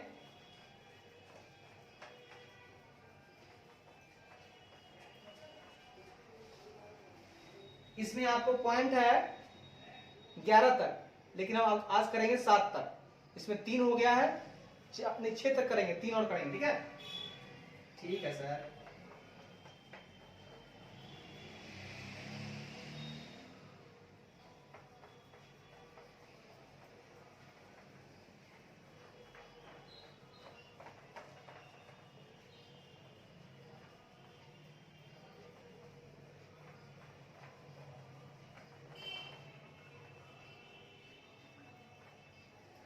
आइए सर, चौथा पॉइंट क्या कहता है, सुनिएगा। कहता है जी, examine the order of the tribunal confirming the reduction. कहता है रिडक्शन की पुष्टि करने वाले, रिडक्शन बोले तो कटौती, रिडक्शन की पुष्टि करने वाले ट्रिब्यूनल, ट्रिब्यूनल एक अथॉरिटी है, ट्रिब्यूनल करने वाले ट्रिब्यूनल के आदेश की जांच करें, ट्रिब्यूनल के आदेश की जांच करें, एंड वेरीफाई दैट, और सत्यापित करें कि,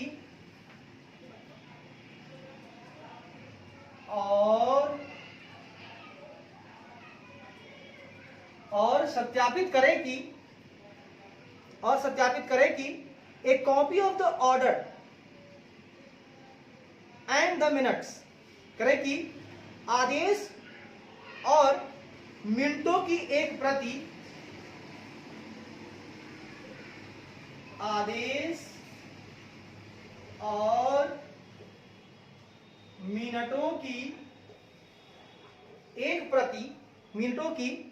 एक प्रति have been registered and filed with registrar of company, एक प्रति कंपनी रजिस्ट्रार के पास, कंपनी रजिस्ट्रार के पास, एक प्रति कंपनी रजिस्ट्रार के पास रजिस्टर्ड एंड फिल्ड, पंजीकृत और दायर की गई है, के पास पंजीकृत और दायर की गई है। वाह भैया वाह, क्या बात कही सर आपने भैया, जो कहूंगा सच कहूंगा, सच के सिवा कुछ नहीं कहूंगा। और साहब, हाँ सर, एक बात और समझ लीजिए, जो रिडक्शन है ना, उसकी पुष्टि करने के लिए, उसको वेरीफाई करने के लिए आप क्या कीजिए, ट्रिब्यूनल के आदेश की जांच कीजिए कि ट्रिब्यूनल एक ऑर्डर दिया होगा, आप उसको एग्जामिन कीजिए, ऑर्डर है कि नहीं, ऑर्डर होगा तभी रिडक्शन होगा। तो रिडक्शन की पुष्टि करने के लिए ट्रिब्यूनल के आदेश की जांच कीजिए और सत्यापित आप कीजिए कि जो ऑर्डर है उनका और जो मिनट, आदेश और मिनट की एक कॉपी कंपनी रजिस्ट्रार के पास पंजीकृत करना है, वो किया है कि नहीं उसने, और दायर करना था वो किया है कि नहीं, ठीक है। और सत्यापित करें कि आदेश और मिनटों की एक प्रति कंपनी रजिस्ट्रार के पास पंजीकृत और दायर की गई है, बिल्कुल होना चाहिए। आप रिडक्शन तभी कर सकते हो कंपनी जी जब आपको ट्रिब्यूनल का आदेश मिलेगा, और ये आदेश और मिनट, जो मिनट आपने ऊपर बनाया है शेयर होल्डर का मिनट, इन दोनों का एक प्रति आपको कंपनी रजिस्ट्रार के पास रजिस्टर्ड करना होगा और फिल करना होगा, दायर करना होगा। आपने किया है कि नहीं, ये हम देखेंगे एज ऑडिटर। सब देख लो ना, देख लो। 5वां नंबर कहता है जी, check the registers certificate, registrar certificate as regard to deduction of capital. पूंजी में कमी के संबंध में, पूंजी में कमी के संबंध में पूंजी में कमी के संबंध में, regards to reduction of capital, पूंजी में कमी कटौती के संबंध में रजिस्ट्रार के प्रमाण पत्र, रजिस्ट्रार के प्रमाण पत्र को एग्जामिन करें, की जांच करें, प्रमाण पत्र की जांच करें। ठीक है सर, बहुत अच्छी बात आपने कहा। सर मैंने ये कहा कि अगर आप रिडक्शन करते हो ना कैपिटल में, तो आपने तो रजिस्ट्रार के यहां पंजीकृत किया होगा, जो ऑर्डर दिया होगा, साथ ही साथ रजिस्ट्रार आपको एक सर्टिफिकेट देगा, बिल्कुल दिया होगा कि भैया फलानी ये जो कंपनी है इनका कैपिटल का रिडक्शन हो गया है। तो सर कंपनी, अगर आप मेरे क्लाइंट हो ना, मैं आपके यहाँ चेक करना, हाँ, तो पूंजी में अगर कमी है, रिडक्शन हुआ है, तो उसके संबंध में रजिस्ट्रार ने जो आपको प्रमाण पत्र दिया है, दिखा हमको, वो सर्टिफिकेट मैं देखना चाहता हूं। उसने पक्का पक्की लिख दिया होगा कि इस कंपनी का हो गया है रिडक्शन। लास्ट है 6 पॉइंट, बाकी कल देखेंगे। ठीक है सर, बिल्कुल सर। कहता है sir, vouch the accounting entries record to reduce the capital, कहता है and to write down the assets by reference to the resolution of share holder and other documentary evidence. वाह, कहता है जी शेयर धारकों के प्रस्ताव, हाँ तो दुकान है। अच्छा,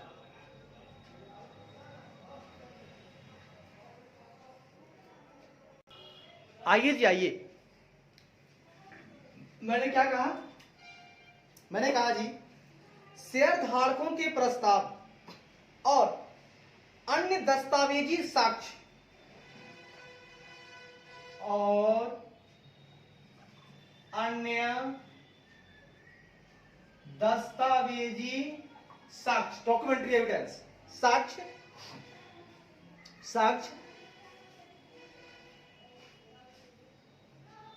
साक्ष्य बाय रेफरेंस टू, साक्ष्य के संदर्भ में, साक्ष्य के संदर्भ में रिड्यूस द कैपिटल, पूंजी को कम करने, संदर्भ में पूंजी को कम करने या और राइट डाउन द एसेट, और संपत्ति को बट्टे खाते में डालने के लिए,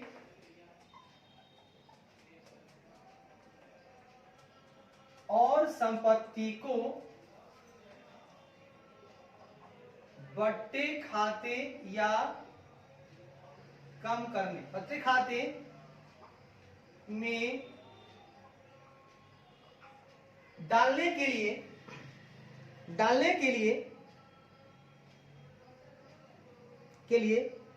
रिकॉर्डेड, दर्ज की गई, डालने के लिए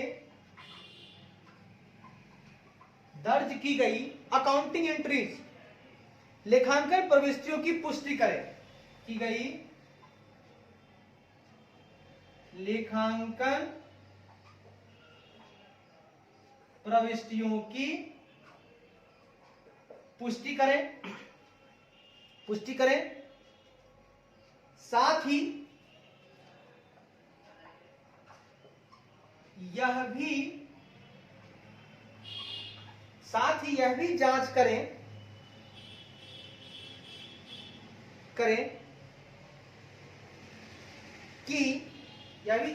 कि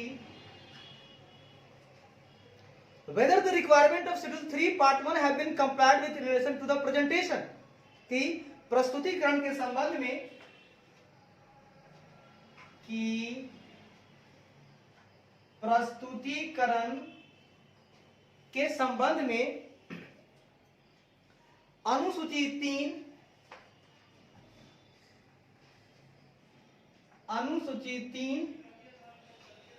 3 भाग 1 की भाग 1 की आवश्यकताओं का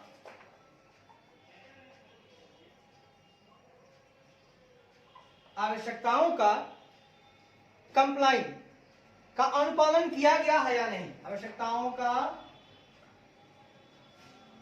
अनुपालन किया गया है या नहीं। सर, हाँ सर बोलिए ना। आइए इस बात को प्यार से समझ लेते हैं।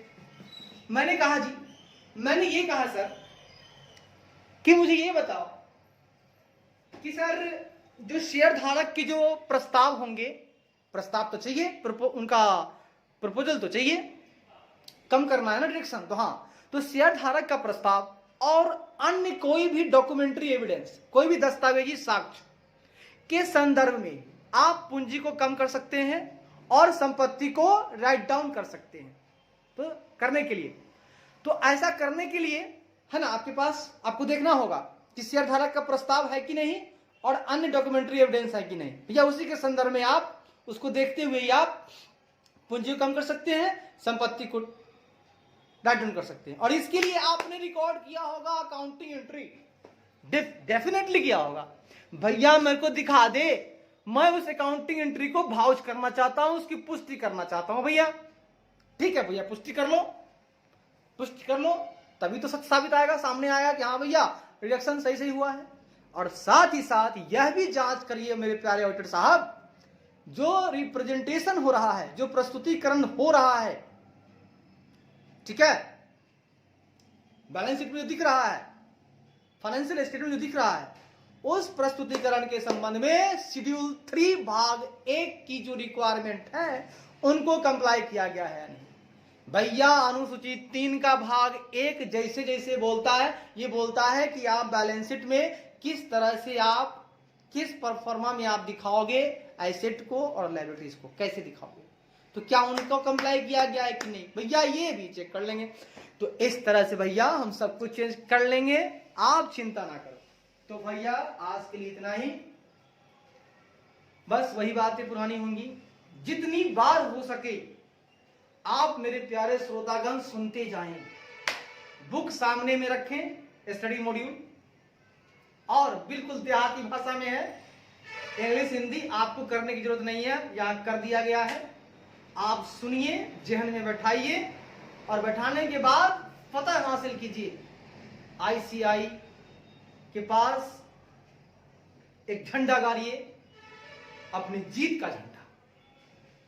मैं अपने लिए भी कहता हूं, अपने प्यारे मित्रों के लिए भी कहता हूं, क्योंकि मेरा काम यही है कि अपना दुख और जग का दुख सबको बांटना है, सबको कम करना है। अपने लिए जिए तो क्या जिए, तू जी ऐ दिल जमाने के लिए, तो जमाने के लिए जीना है। चलिए धन्यवाद, फिर कल मिलते हैं।